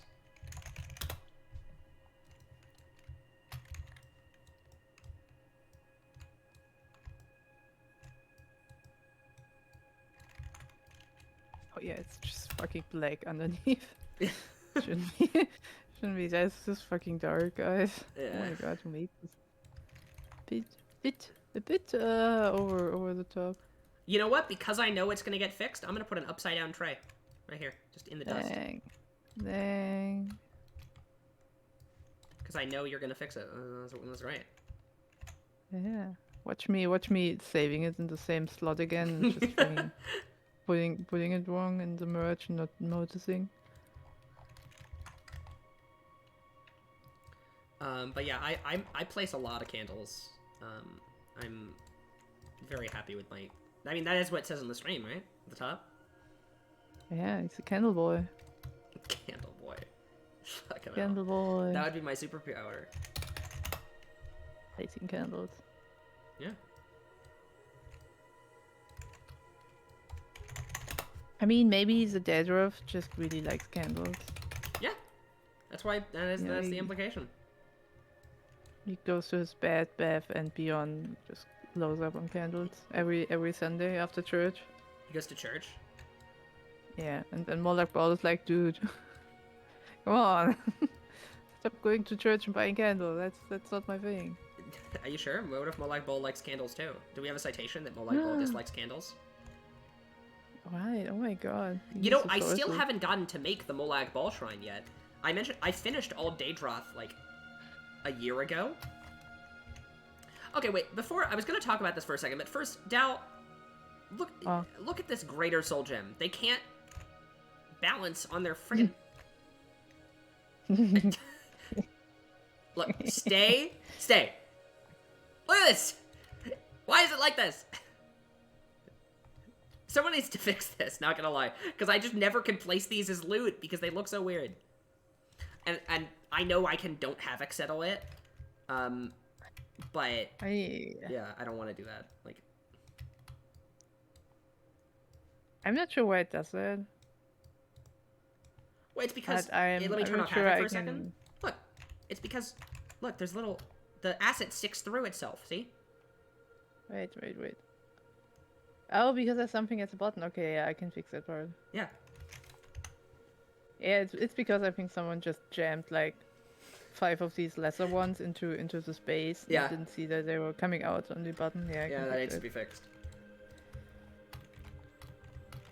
Why isn't there a QA ticket about that? Dang it, we need more QA people. Because I forgot how to submit QA tickets.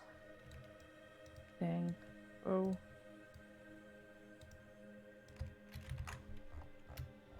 Okay, I think this is a little cool enchanting station to imply that they're working on scrolls. I'm gonna do more, of course. Maybe some empty petties.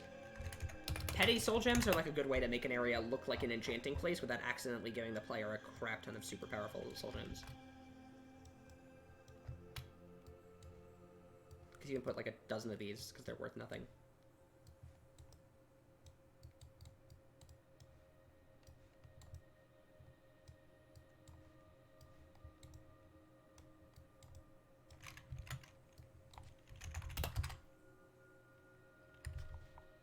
Okay, Newton, I got something for you. No way. Present. Is it Christmas already? You celebrate Christmas? I do. Oh, okay. I am not Christian. However, my stepmom is German, and her family celebrated Christmas, so we celebrated on the 24th. Nice. Good. Good. Which is very... That's a correct way of doing it. Which was kind of funny, because in America, where I live, Christmas is celebrated on the 25th, not the 24th. And I remember going to a store on the 25th, driving all the way there, parking, and then going, wait, why is the store not open? Because I completely forgot that it was Christmas, because, like, I had celebrated it the day before. So I just had no idea.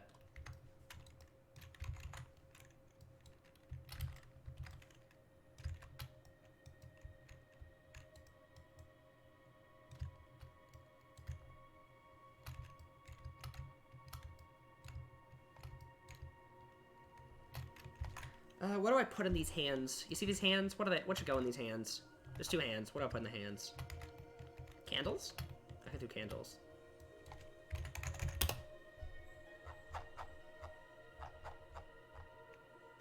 More candles. And money. That looks a little bit odd. I mean, a sack of gold works, but like, why? Why'd he put it there?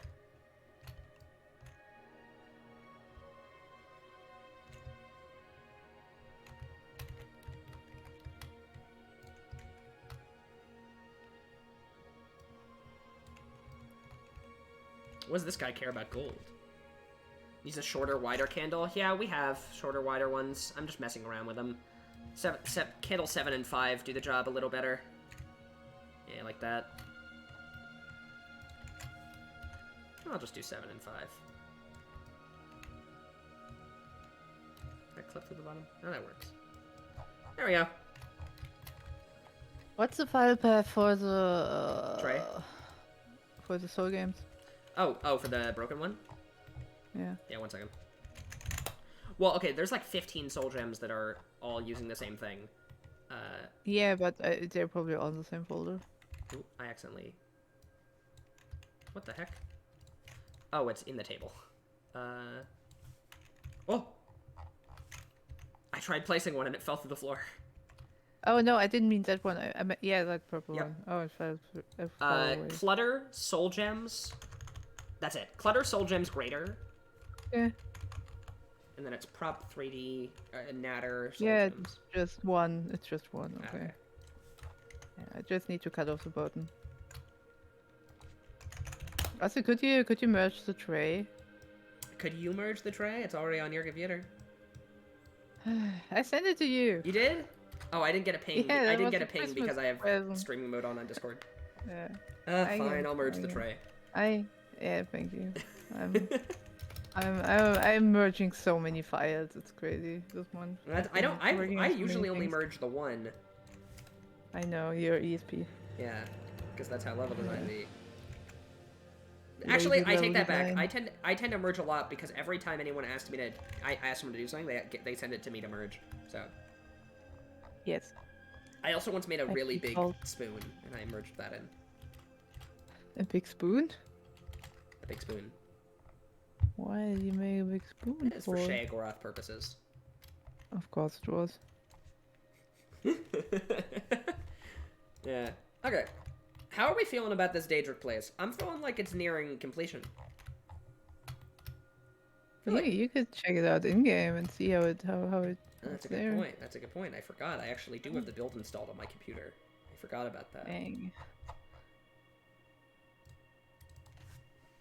Alright, I'll have to open up another source on OBS for it. Okay.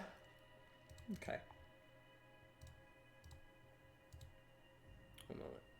Aw. There we go. COC Kora-Dur.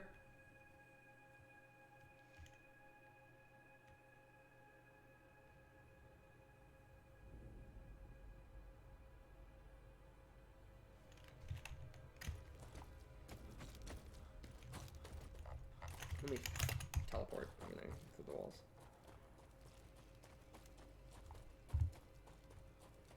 Alright, I've made 2 areas for about 2 hours. Let's see if they look good.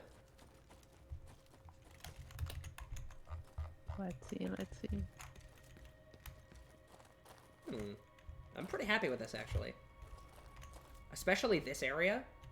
Though I might want to move the light, because the light is, like, shining on areas that don't have torches, and this area is a lot darker when it has a light, so... Oh, I Hey, Violin.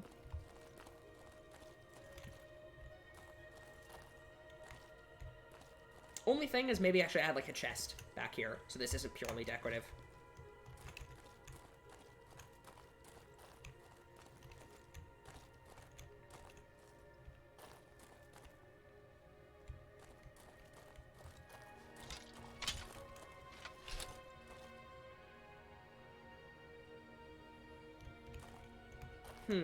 I want to put, like, one more item on this table.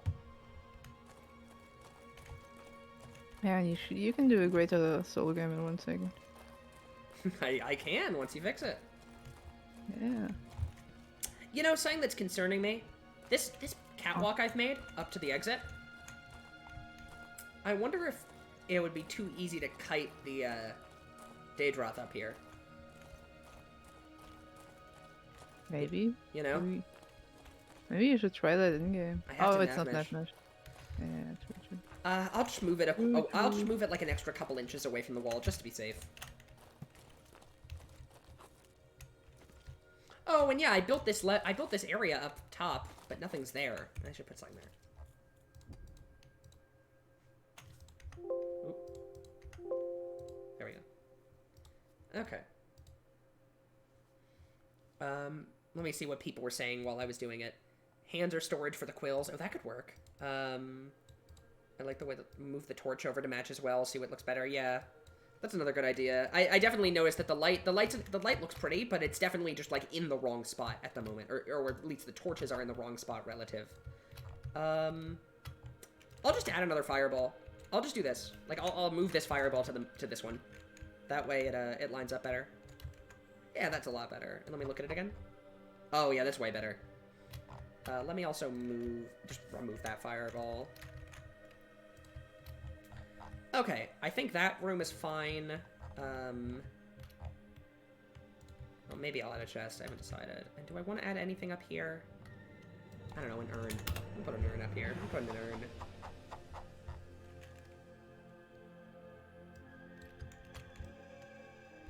Maybe I just noticed this soul game has a lot of seams.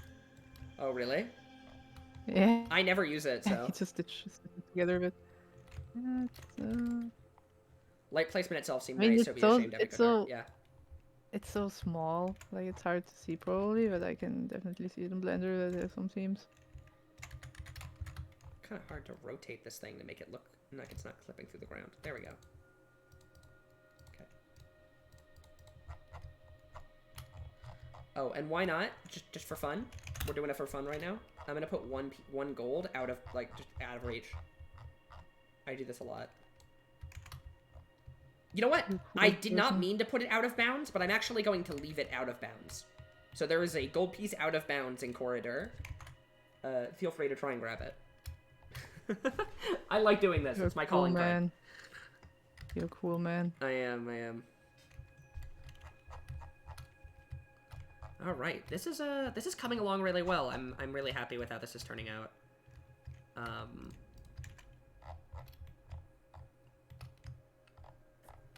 Okay, anything else? I'll put another hand with a quill in the middle. And after that, I'll move the thing, and then I think I'm gonna move on to finishing the dungeon. I have an idea. This is a Molag Bal area, and while most of the shrine is obviously destroyed, I do want to make it look like people were being tortured here, because that's like a Molag Bal thing. So like I've got some skeletons strung up, and I was thinking, what if instead of a portcullis door that's blocking your path, it's like, what kind of is a portcullis door, but there's already a bunch of other spikes that the player can use that like impale skeletons, with the implication that it's some sort of crazy messed up spike death room. Looking forward to nav meshing. We have a dedicated nav meshing department. Most level designers don't nav mesh their own dungeons. I could nav mesh my own dungeon. That's not standard. I could, though. Should I? Maybe. Am I going to? I don't know. I have once. Sometimes you do. Did you start as a nav mesher? I started as a file cutter. But I did file cutting for around 5 months. I did file cutting for like 4 or 5 months, then I did nav meshing for 1 month, and I've been doing level design and leading file cutting ever since. Somebody in chat said, for a moment I thought you were gonna have a skeleton door with a collider that when activated causes the bones to drop. That's kind of what I'm imagining, actually. What I was thinking is that there's gonna be spikes that are out of the ground that are stabbing through a skeleton, and when you pull the lever, the skeleton, the bones, and the door are gonna come down. So actually, you're kind of right about what I'm thinking. A little bit different. Yeah, but I want to have, like, 5 of those. I don't want to have, like, just one. I want to have, like, there's, like, a couple in the room. Halfway there sounds cool, too. There we go. Yeah. You're on the right track. All right, I moved the thing. I added the chest. Let me add this hand, and then we're good. Offering hand, and then I'll put a quill on it. Let me actually add a scroll, too. Now, let's... How am I going to do that? A much harder question, but I think I have a few ideas. Quill.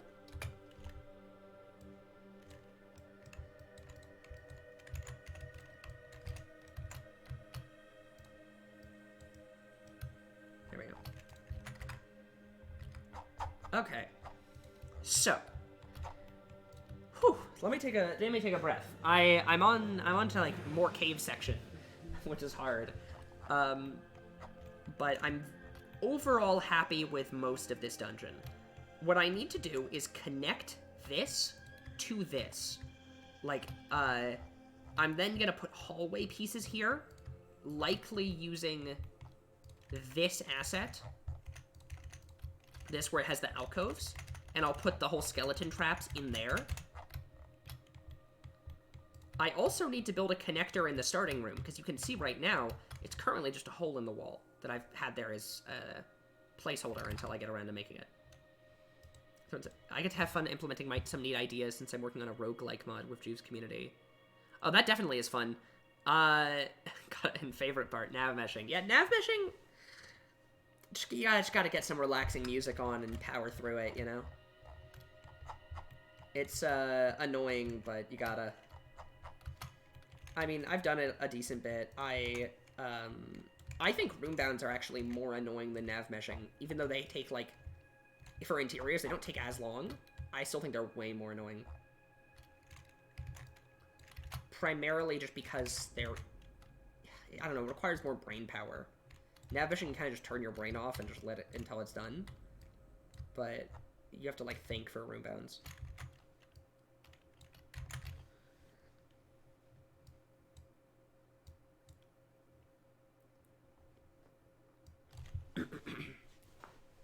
Tal, did you suggest? Are you the one who suggested that someone skips doing the dishes to watch more Skywind? What? No, me never. Yeah, you're the one who also is like, Newton, you should not go to bed. You should just do Skywind. How many times have you said Ziggy drop out of college to do more Skywind work? A few times. Yeah. Okay, let me move these things. I'm not gonna lie, this doorway piece has become so useful, because it's like what I've used like 5 times in this dungeon to blend cave sections and, non-cave sections. Super useful. There we go. Okay, let me start placing these hallways.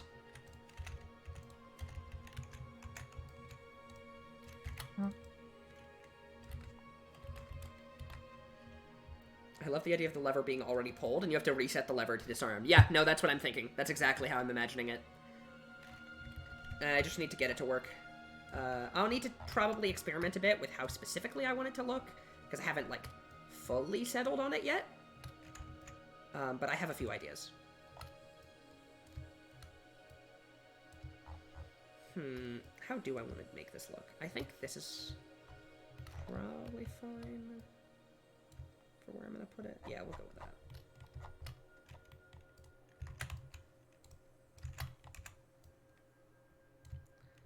I want to, like, I described earlier how I don't like takes you back to the start of the dungeon things. Because it just feels like, I don't know, but, like, I have to do one here given the nature of this dungeon. So, if I want to do it, I want to make it look natural instead of looking weird and fake.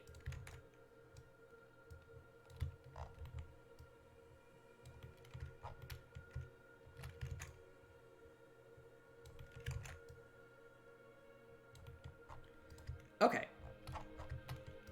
Let's see. Can I even fit these in here? Because I might need to move some rocks.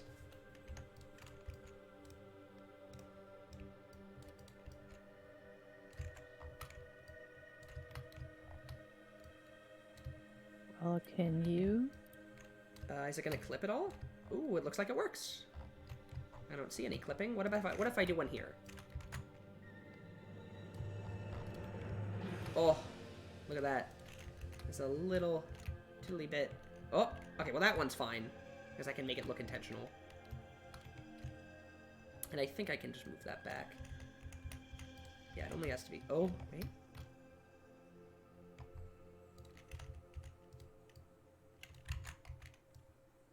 Yeah, that's fine. I doubt that's going to cause any issues. Yeah, it's fine.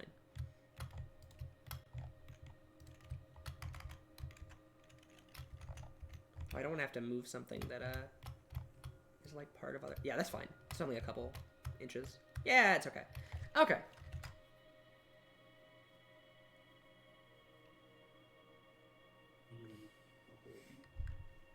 Hmm? I want to hit Tinder's Hop Toad all over the map. Yeah, no, I get that. The jump spells were fun in Morrowind. I remember I made one that I just used to navigate the entire map, and it was 1 second of jump followed by 1 point for like max strength followed by one strength slow fall for like 30 seconds. That was great. Dal, what was your favorite custom spell in Morrowind? I never use custom spells. What? I'm a big warrior, okay? I smash things with my longsword and I'm happy. I never play warriors. I exclusively play mages in all games, including D&D. I'm always warriors. I like the simplicity to it. I like the complexity of playing a spellcaster. No. Do a Twitch chat poll. It's why I always say you all are a wretched Telvanni player because all of you are mages. I always did House Redoran. Yeah, same. I'm also Redoran. Well, the thing is, you can't. Yeah, it doesn't make as much sense given the context. But like, I couldn't. Yeah, House Telvanni is not exactly nice if you're playing like a good playthrough.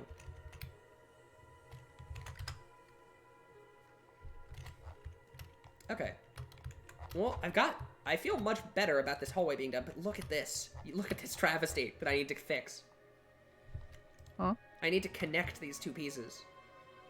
Oh no. And I have so little space to work with. Oh, this is gonna suck. Okay. Let's see. I'll see what I can do. I don't think I'm gonna do the spike setup on stream. I think I'm gonna do most of it, but I don't think I'm gonna set up the actual bits on stream. I think I'm gonna do that off, because that feels like it's gonna take me a while. And that's gonna be boring, because it's gonna be so many other windows and just scripting stuff. So I'm gonna finish the base level design, and then I'll probably end the stream. And also just take a bit of a break myself. But, overall, this has been super productive. I got like another 20 minutes in me while I make this look good.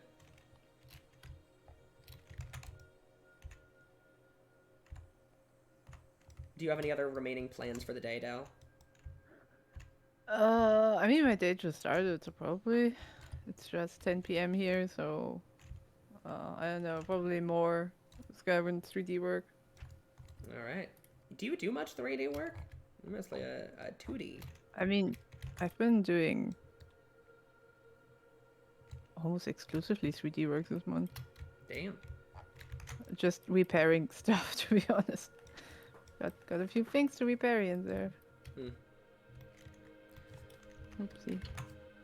Sometimes things break. That is true. Sometimes things do break. So true.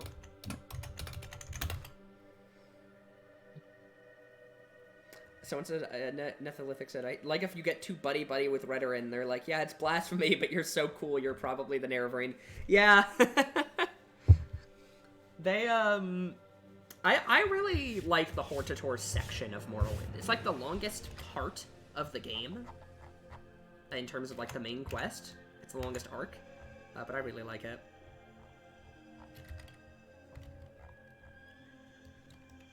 Here we go. That's the asset I was looking for.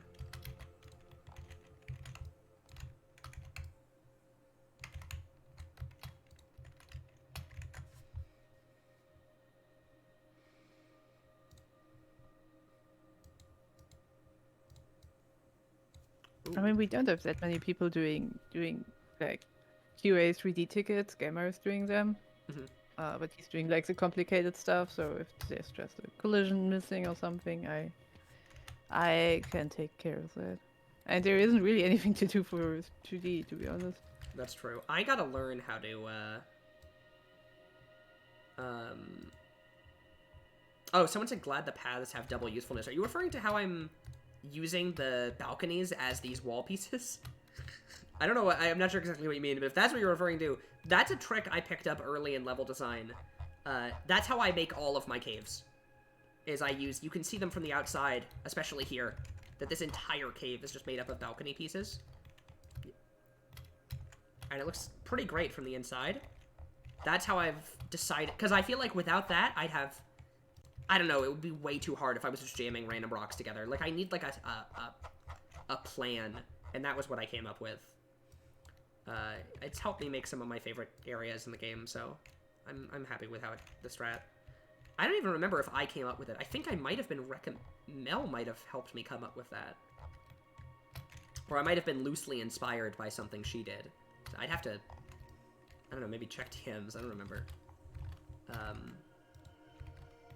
But I'm overall happy with it. Okay, well this connection is a little silly, but ooh, I should add some, like, the Daedric floor tile pieces, just, like, in the... Yo, I should have been doing this the entire dungeon now that I think about it. Dang. Of just adding these... Okay. Start again. Delete everything. No, I can go back. I can add them. There's still room. I meant I should... Okay, well, first... Shut up. I'm gonna... Let me... One moment.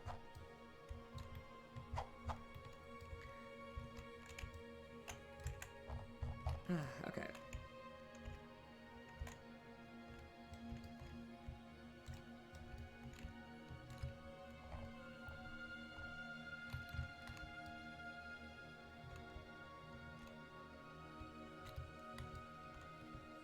I'll have to add some rock piles to make that a little smoother, but it works. It just works. Okay, I'm gonna take a small break from this area and go add these floor tile pieces all over the dungeon. I don't know how I forgot about them. They're everywhere in Magas.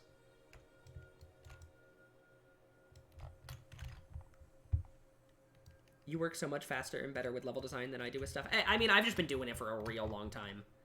I've been doing level design for like 3.5 years now. With these pieces too. And I'm just really used to it by now. I think I don't know, I just have a lot of experience. Sometimes I wonder what I'm gonna do when Skywind's over, because, like, I don't consider myself a game dev. I want to be a scientist. But I have a lot of game dev experience, so I have considered, like, oh, maybe I'll try just something at some point. I don't know, Dal, do you ever think about that? No. No? You're just done when Skywind's done? Yep. I will never touch a video game again after that. I will just go out into the world, into the woods, and live without electricity. Well, the thing is, the issue is, though, I have a lot of experience doing level design. I have 0 experience coding or doing 3D modeling or 2D art, which are, like, 2 required skills. A couple of required skills for game making. So despite all my experience, if you told me to make a game right now, just by myself, I don't think I'd be able to do it very easily. It would take me a lot of time to learn new skills. That's kind of what happens to being on a team with so many different departments, where everyone's, like, hyper-specialized and you know? I don't know, I feel a little bit odd sometimes that I don't know how to 3D model. Like, I don't need to for my Skywind work, but I would like to. Few people could make a game by themselves. That's true, I know, but I look up to people like Toby Fox, you know? Like, who ended up making, you know, Undertale's in my opinion, one of the greatest games ever made, and I'm pretty sure that was an entirely solo project with, like, a couple of bits made by other people.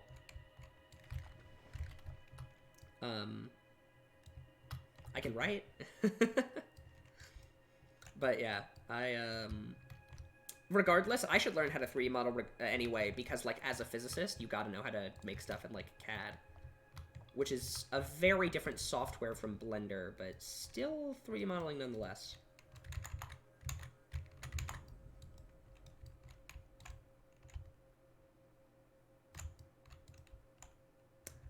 Dal, what you doing in the background?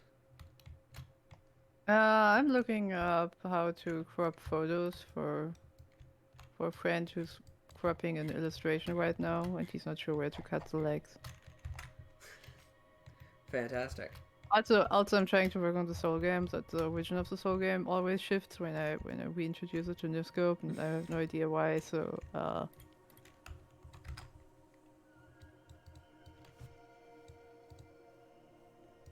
need to figure that out. Someone said, which area of 3D would you lean towards? If you're referring to like level design wise, to be honest, I think I'm best at creating interior spaces, where either, you know, whether that be level design for a dungeon like I'm doing right now, or what I was doing with the Temple Canton earlier, where I was working on like a living space. But I don't think I'm not good at exteriors. I have experience working on them too. I just don't enjoy them as much. But it depends. Exteriors in a game like Skyrim are extremely different than exteriors in a game than any other game. Any open... Oh, what I more mean... let me rephrase. Open world games are just extremely different to do level design for. If it's a linear space, you know the only reason I don't like exteriors is because you don't know the angle the player is going to come in from, so using things like sight lines and other kind of painting techniques are more difficult to do because you don't know the angle the player is going to be looking from. In a game like Half-Life, for instance, exteriors and interiors I feel like are identical. Oh, 3D modeling wise. Ah, I see. Probably environmental. Nah, characters are too detailed, I feel like, and for me, I mean, my thoughts on it are like this. I'm going into the sciences, and I feel like what I'm gonna be doing in AutoCAD and stuff is gonna be more similar to making environments than player models, because character models are like all about being artsy and detailed and looking nice, and exteriors are that too, but they're, you know, I feel like generally I'd lean more towards environmental. Emerald, thank you for showing up. Yeah, we've been going on for a while, and I am semi-close to wrapping up, but I will be streaming again on this weekend, hopefully. Partially because I asked one of my friends just to have, I was like, hey, I'm going to be streaming today, and they were like, I'm only available on the weekend. And then I was like, all right, I'm going to stream again on the weekend, so you can watch. But yeah, I'll be streaming again, probably working either on the Puzzle Canal or another Daedric Ruin. Likely not this Daedric Ruin, because I don't think there will be much left to do or much that's interesting to stream. But yeah, should be cool. As a level designer, is it left up to you to set up enemy encounters with scripts as well? Yes, it is. That is my job. But I tend to do it like last, after everything else is set up. And in general, we don't... So, we kind of have this plan, that we want to... Yeah, we want to put enemies in now, but once the game is done, and once Skywind is ready for release, we want to do a kind of second pass through all of the encounter design, and rebalance stuff. This is also true for loot. So, for instance, as of now, we don't really have any rules for loot placement. What I mean by that is, like, we just place glass helmets wherever we want, you know what I mean? So we do have plans later in development to do a second pass where we go through and mess with loot placement and enemy spawns to make things more balanced. But for the most part, you try your best to make things balanced on the first pass. That makes the second pass way smoother. Because, you know, or unnecessary in some areas. Like, I don't think it's necessary in most of the dungeons I've made. Because, yeah, it's mostly done. Yeah, it makes sense for something like this. Yeah, especially because when you have a lot of people who, have different visions, also, of how hard they want the game to be. Like, here, let me give a good example. I, personally, really like playing with those mods that make the game pitch black. Like, I don't know if you guys have ever seen those mods that make Skyrim super dark, and that so you have to carry a torch everywhere. I like those mods. I think they're fun. Most people don't. So even though I like it, I'm not doing it. Now, I'm not doing it, but there are a couple of areas, like, you know, I also like really difficult things, so I kind of just tend to make dungeons that are more difficult. Or I'm more prone to giving enemies larger health pools. I actually just increased a boss fight's HP the other day. While other designers aren't. And it's fine if our game is hard, and it's fine if our game is easy. But the main thing is we want to be at least semi-consistent. Now, obviously, some areas should be harder than others. I don't necessarily mean a permanent consistent difficulty. I more mean, like, general regional consistency. It's hard to describe. The point is, it's hard to coordinate at times.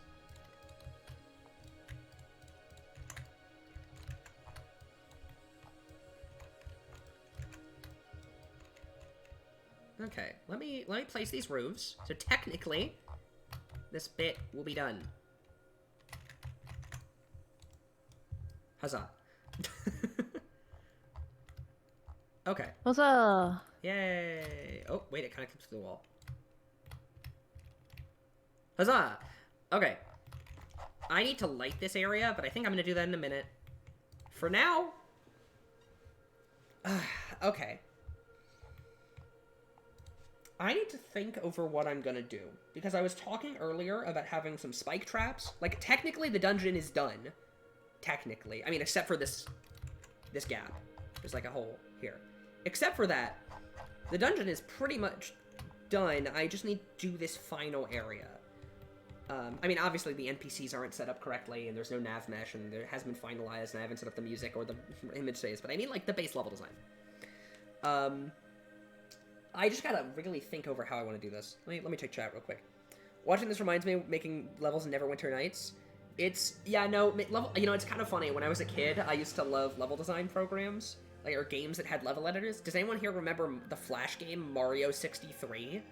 That game had a level editor that I spent, like, 50 hours in. And it's, are you guys gonna be doing realistic Dark Nights or going moderate darkness? No, we're not going super dark. Would I recommend people make mods that make the game super dark? Yes. Will I make a mod that makes the game super dark? Yeah, probably, actually. I'll probably make a mod for it. However, we don't want that to be the default, because as much as it is popular amongst a portion of the player base, including myself, it's definitely a minority. So I don't want to, you don't want to force something like that onto people who don't want it. Since I remember you mentioning traps in combat, and I could 100% see a boss encounter which disables soul drum traps. Yeah, that's definitely something else you can do. I actually do something like that in Senum Ancestral Tomb. There's some decently scripted boss fights. It's not always just enemy in a room. Oh yeah, you know, what Panda's mentioning regarding light immersion, I know some lanterns lasted different amounts of time in Morrowind. I think one of them lasted like 1 billion years. Or something like that. I remember this was like a thing in the original game, but my memory is a little foggy on it. There were things that lasted different amounts of time, I believe.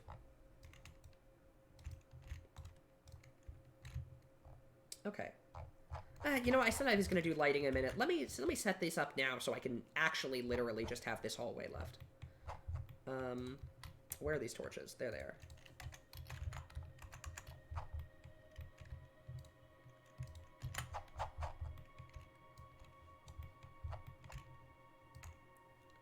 Okay, one goes here. Oh, is this gonna cause... Oh, this might cause lighting issues if I place it too close. Ugh. God, I hate how few lights you can place in the CK. Let's render window properties. Oh my god. Bruh. Actual... See, that's why I don't stream that often. As soon as I start actually doing something, I just forget to use my mouth. Because I'm so concentrated on my work, I can't speak and work. Hi, welcome back. Hello. I was here in spirit the whole time listening to you, but I was just sidetracked by people DMing me. I talk a lot, so... I know you do. That's why you're perfect for this. Yeah, that's why I'm here.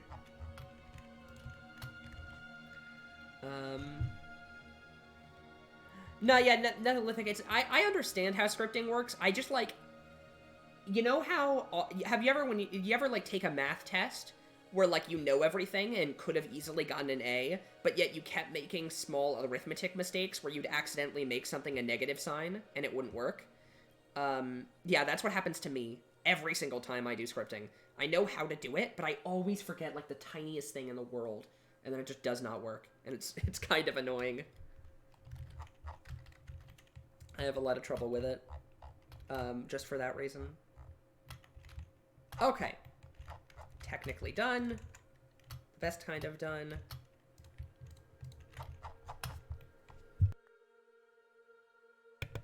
Okay. Let's set up these lamps. Or, you know what? Well, it's fine. I'm gonna do this. Put one in this corner and one in that corner. Gonna delete one of those lights to make it not break the game.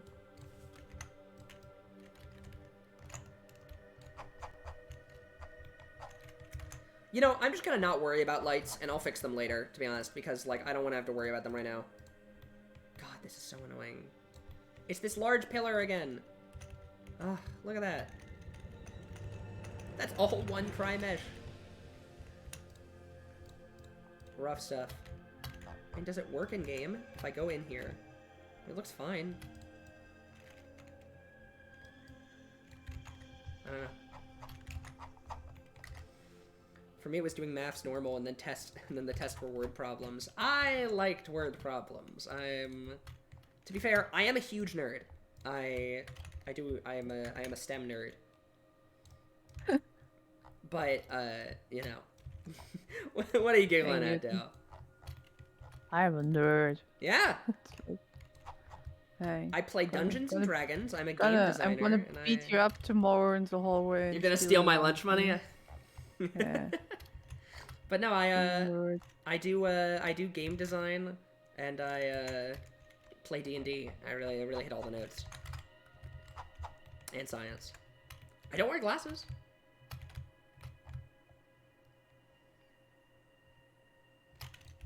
Okay. I've got this section. How do I want to connect this? Probably with pillars. Yeah, that fills the gap quite well. Oops.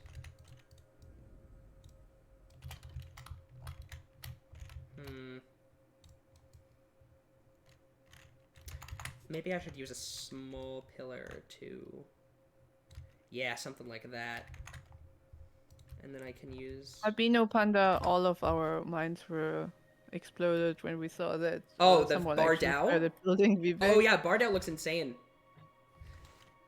Yeah, also Vivek Palace and the whole of Vivek looks very good. I'm not gonna lie, I'm kind of intimidated by the fact that I'm doing the interior of Vivek's palace. Like, I'm a little bit... Well, then you should give it to someone else. No. No! Damn, bro. No. I am intimidated by it, but I want to do it. I mean, I'm doing the Puzzle Canal and Vivek's Chambers. To be honest, I don't think anything is going to go in Vivek's Chambers. Like, I don't think it's going to be entirely empty, but it shouldn't have too much in it. Like, he doesn't seem like the type of guy that would have a lot of furniture, you know? Okay. But, point is, I am a little bit nervous, but I think... I mean, I've shown you what I'm doing for Puzzle Canal. I was actually thinking of posting a screenshot of the Puzzle Canal to the Progress Updates channel. Not sure if I wanted to show that off, though. I'm not sure either. Just like the hallway. I don't know. I don't know about that. No? Nah? You don't want me to pull it up on stream right now? No. Look at all these. Look, I mean, levels 1, 2, 3, 4, 5. I'm not a person getting in trouble for that, so you can do what you want. But... Are we, is that all? I mean, I don't know. I've been working on the Puzzle Canal for a while at this point. Though I kind of put it off, to be honest, to work on, the Kora-Dur. Sometimes I'm not really sure what we're able to show and what we're not able to show, you know? Main stuff, main quest stuff is Puzzle generally... Canal is not main quest. I'll have you know. It's not? No! Oh, is that for the Tribunal Church thing? Yeah. Oh, I still would do it. Alright, fine. Yeah. You have so many other things to post. I will post nothing. Because, I probably will post Kora-Dur when it's done. Oh my god, look at this! There's a million things on the other side of this door. I'm just putting a giant rock over it all. There's a moment in every level designer's career where they cave and just say, cover the scene with a rock. Look at that. Bam. You kit bashing terrorists. Yeah. Just kit bashing. You should have seen the kit bashing in the Puzzle Canal. Didn't I send you a screenshot with a picture of me that just said, Newton's Fourth does worst kit bashing ever, asked to leave Skywind team? Oh, maybe, I'm not sure. You sent me a lot of stuff. Check your DMs, it was there. Check your DMs. He'd probably... Yeah, my DMs, Newton. You have a never. girlfriend, dang it. Someone said he'd probably have part art, instruments, literary works. Yeah, I was thinking like a little bit of stuff. Maybe like, not like nothing, but not very much, is my point. Like, minimal.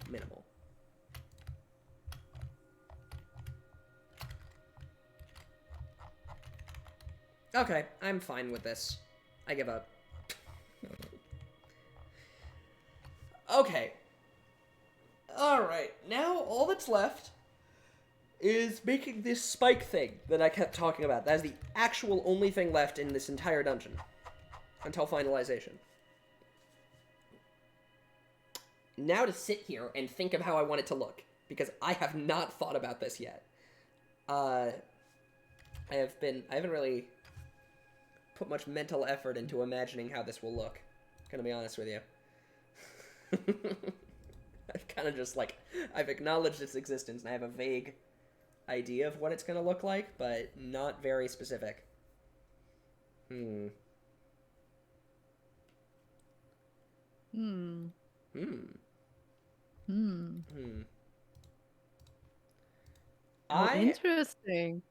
I just start slapping spikes down. Yeah, that's kind of what I'm thinking. I'm debating. I don't think I want to have the bones up at any time until the final one. I want the bones to fall when you do it, but only for the last one.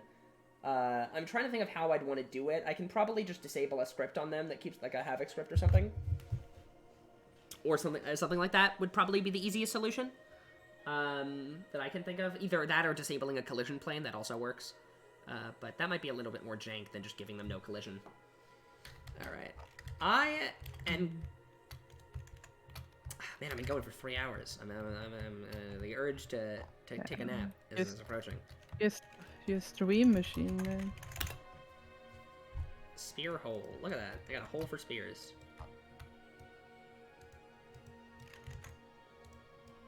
Something like, let me just experiment. I don't think this is going to look good, but let me just run a little bit of a test.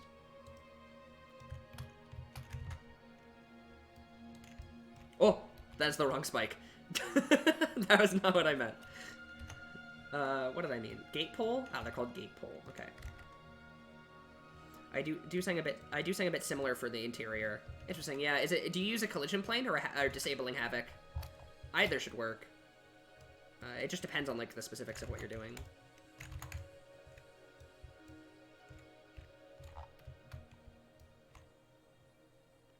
Oh, you know what? Another thing I'm actually unsure of is if, when you place a spike in the CK, is this the indented position or the outdented position? Like, the outdented. That's not a word. Let me check Hellas.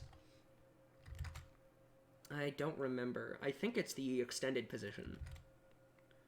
It's a hallway with skeletons reaching out, and it fills with water, and the bones move around. Ah, neat. That's kind of cool. Okay, I'm just checking another dungeon that has spikes in it. This is that one I mentioned earlier that I did. Okay, the spikes... What the heck? Why? Those spikes are so far from their holes. Is that how it works? Okay, I'm gonna test this in-game, in this dungeon, and see what this looks like. We're launching another dungeon real quick. I'm gonna assume they're in their extended position. This seems a bit... maybe their axis got changed at one point, and now this dungeon is all messed up.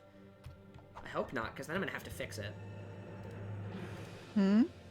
What are you doing? So I was... you know how I said I was adding spikes? Yeah. Well, I checked another dungeon, and I noticed... I was like, oh, to see how far out I should put the spikes. And the spikes were, like, out of the wall, floating in the void. Or not floating in the void, like, floating in the middle of the room. And I have to go test in-game what that looks like. Because, like, the spikes are in, like, a different position when you spawn them. It's kind of weird. Let's see. Did someone mess up their originals? I'm not sure if anyone did work on them. No. They might... I think they just spawn in a different location than where you place them in the build. Like, they spawn, like, 2 meters in front or 2 meters behind. I just have to check. That is a Morrowind sound effect. You hear that? No, I don't have sound on your stream. Okay, well, there's a swooshing sound effect, and that needs to be... I thought that had already been replaced. Okay, let's see. No, look, it looks fine in-game. Okay, so yeah, this is how it looks. It's just they're, like, out by, like, 5 meters, and then they come back in. Okay, I completely forgot about these. I haven't used these spikes in a very long time, but that's good to know. I just need to place them, like, way out from where they actually are meant to be. Well, unless they're meant to be used in-game. Okay, yeah, I got it. I know what I'm doing. I just had to double-check. I had to remind myself. Do you? No. Okay. Nostalgic. No yeah, I one think... knows what they're doing. You know what? I'm also gonna... Who should I poke about the fact that Morrowind sound? I thought... Oh, it has one to... It's already labeled one to remove. Okay, never mind. It's all... We're good. We got a lot of one to remove in our build. We do. We really need to remove a lot. Also, I don't know if anyone noticed when I walked into that room with the ancestral ghosts, you could see them just T-posing. That's because they have an animation where they arise from an ash pit to attack you, and that animation is bugged and has been bugged for like 2 years, and they just like float above the ash pit. Del, are you aware of this? Nope. The ancestral ghost animation where they appear. The ghost does not start underground. They start above ground, and I have been, I think everyone's been aware of this, and it just has been on the back burner. Aren't they linked to it anyway? Yeah, they are linked to it, but it's, really... It's kind of jank. It'll just need to be fixed.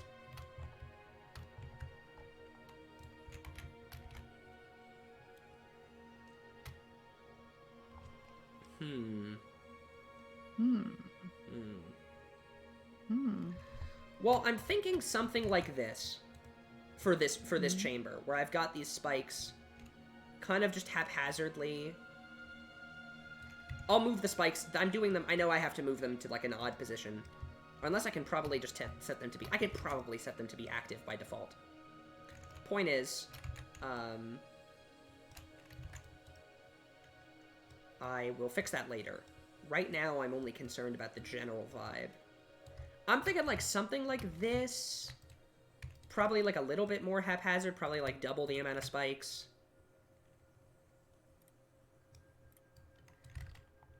That's what moves them into position. Yeah, it is. Okay. But yeah, no. Something like this is vaguely what I'm imagining. And then, some skeletons here. I need to, get the specifics down.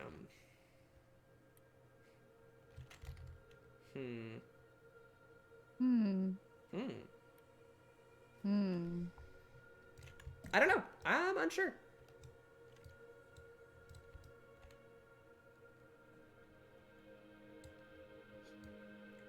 I like my base idea.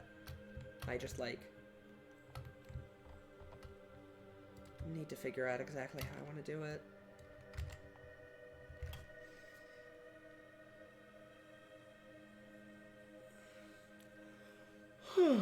Okay.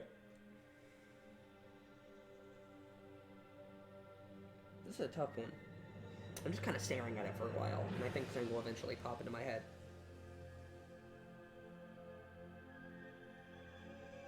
When you tonight lying in bed, I'll go, aha! And then all of a sudden it's, oh my god, I got it. You need to get up. Could have spikes from both above and below. That's an idea, yeah. Continue streaming. Yeah, continue streaming. I could have some from the top. That's an idea too. I'm just mostly right now I'm less thinking about the spikes and I'm more thinking about how I want the skeletons to be posed.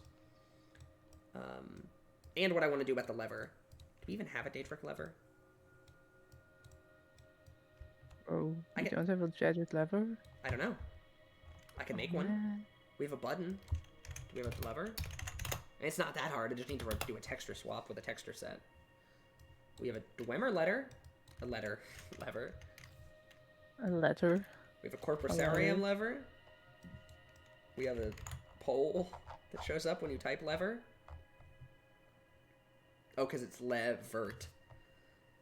No, we do not have a Daedric lever. Dang. I could make one, or I could just use a button, because I know we have a button for Daedric, right?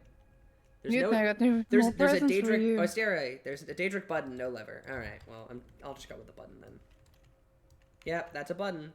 I mean, I could make one. It would take me like 10 seconds. Hmm. Dang, that's fast. No, it would not. It would probably take me 5 minutes. The point is, it wouldn't take very long.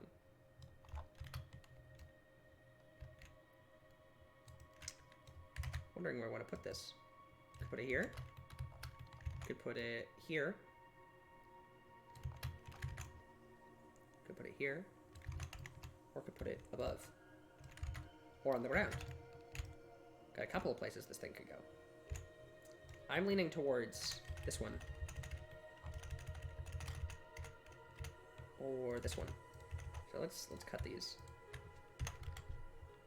The pillar one for visibility? Yeah, that's what I'm thinking too. Probably here. On this, like, flat surface.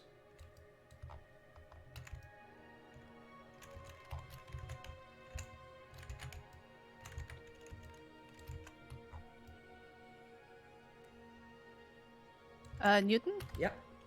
I sent you a fixed greater soul gem. If Thank could you. Test it. I will test it in a bit. Cool.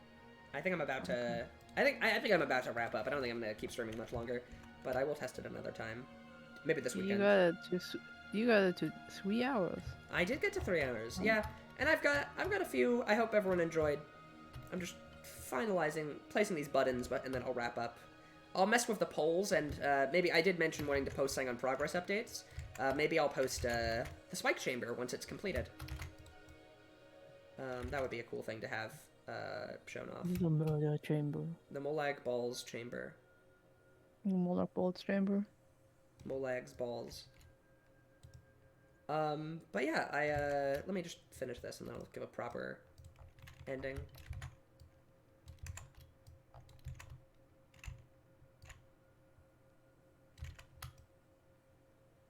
You know, seeing you having trouble aligning this button correctly... It's fucking me up. makes me... It's Yeah, fucked up. Oh, wait. What the fuck? This is messed up now, you don't understand. Whenever I have to do landscaping, this is me all the time, like for 2 hours. I'm like, I need to... No, this, and it's like, no. Did you consider editing and saying the rotation manually? Yeah, this area is at an angle. This is not aligned with the grid at all. Now, you might say, oh, well, you can just, add a degree, subtract a degree. I would never do that. I would Not never. you. Not me. I'm too much of a man. I can't love myself. Come on. I'm leaning close to my screen. Yo, it is programmer mode. I don't think I can do it. I'm doing it manually. I give up. Okay. It's still not aligned. There we go. This thing is annoying. Like, yeah, this is how it feels now to do level design. Oh god, I tried to make the area where like Tariel crashes covered in snow. Oh, so yeah, I for the painted thing. like with H, I painted on the floor, but exactly the cell where he crashes, I couldn't paint. Like every single cell around him, no problem. I could snow like it was covered in white. It was fine, but I had like a perfect outline of like the cell he's crashing into, and to save my life, I could not color it in, and I had no idea why. I was very frustrated. Sometimes it's nice for things to not be 100% aligned since it's more natural. That's true, but in this case, I feel like with a button on the wall, it needs to be flat. Okay. All that's left in this dungeon is this hallway. That's the only thing I have left to do. but it's going to be a bit of an annoying hallway. So I think, for now, let me zoom out. I'm gonna pause, take a break, and I will return to this another time.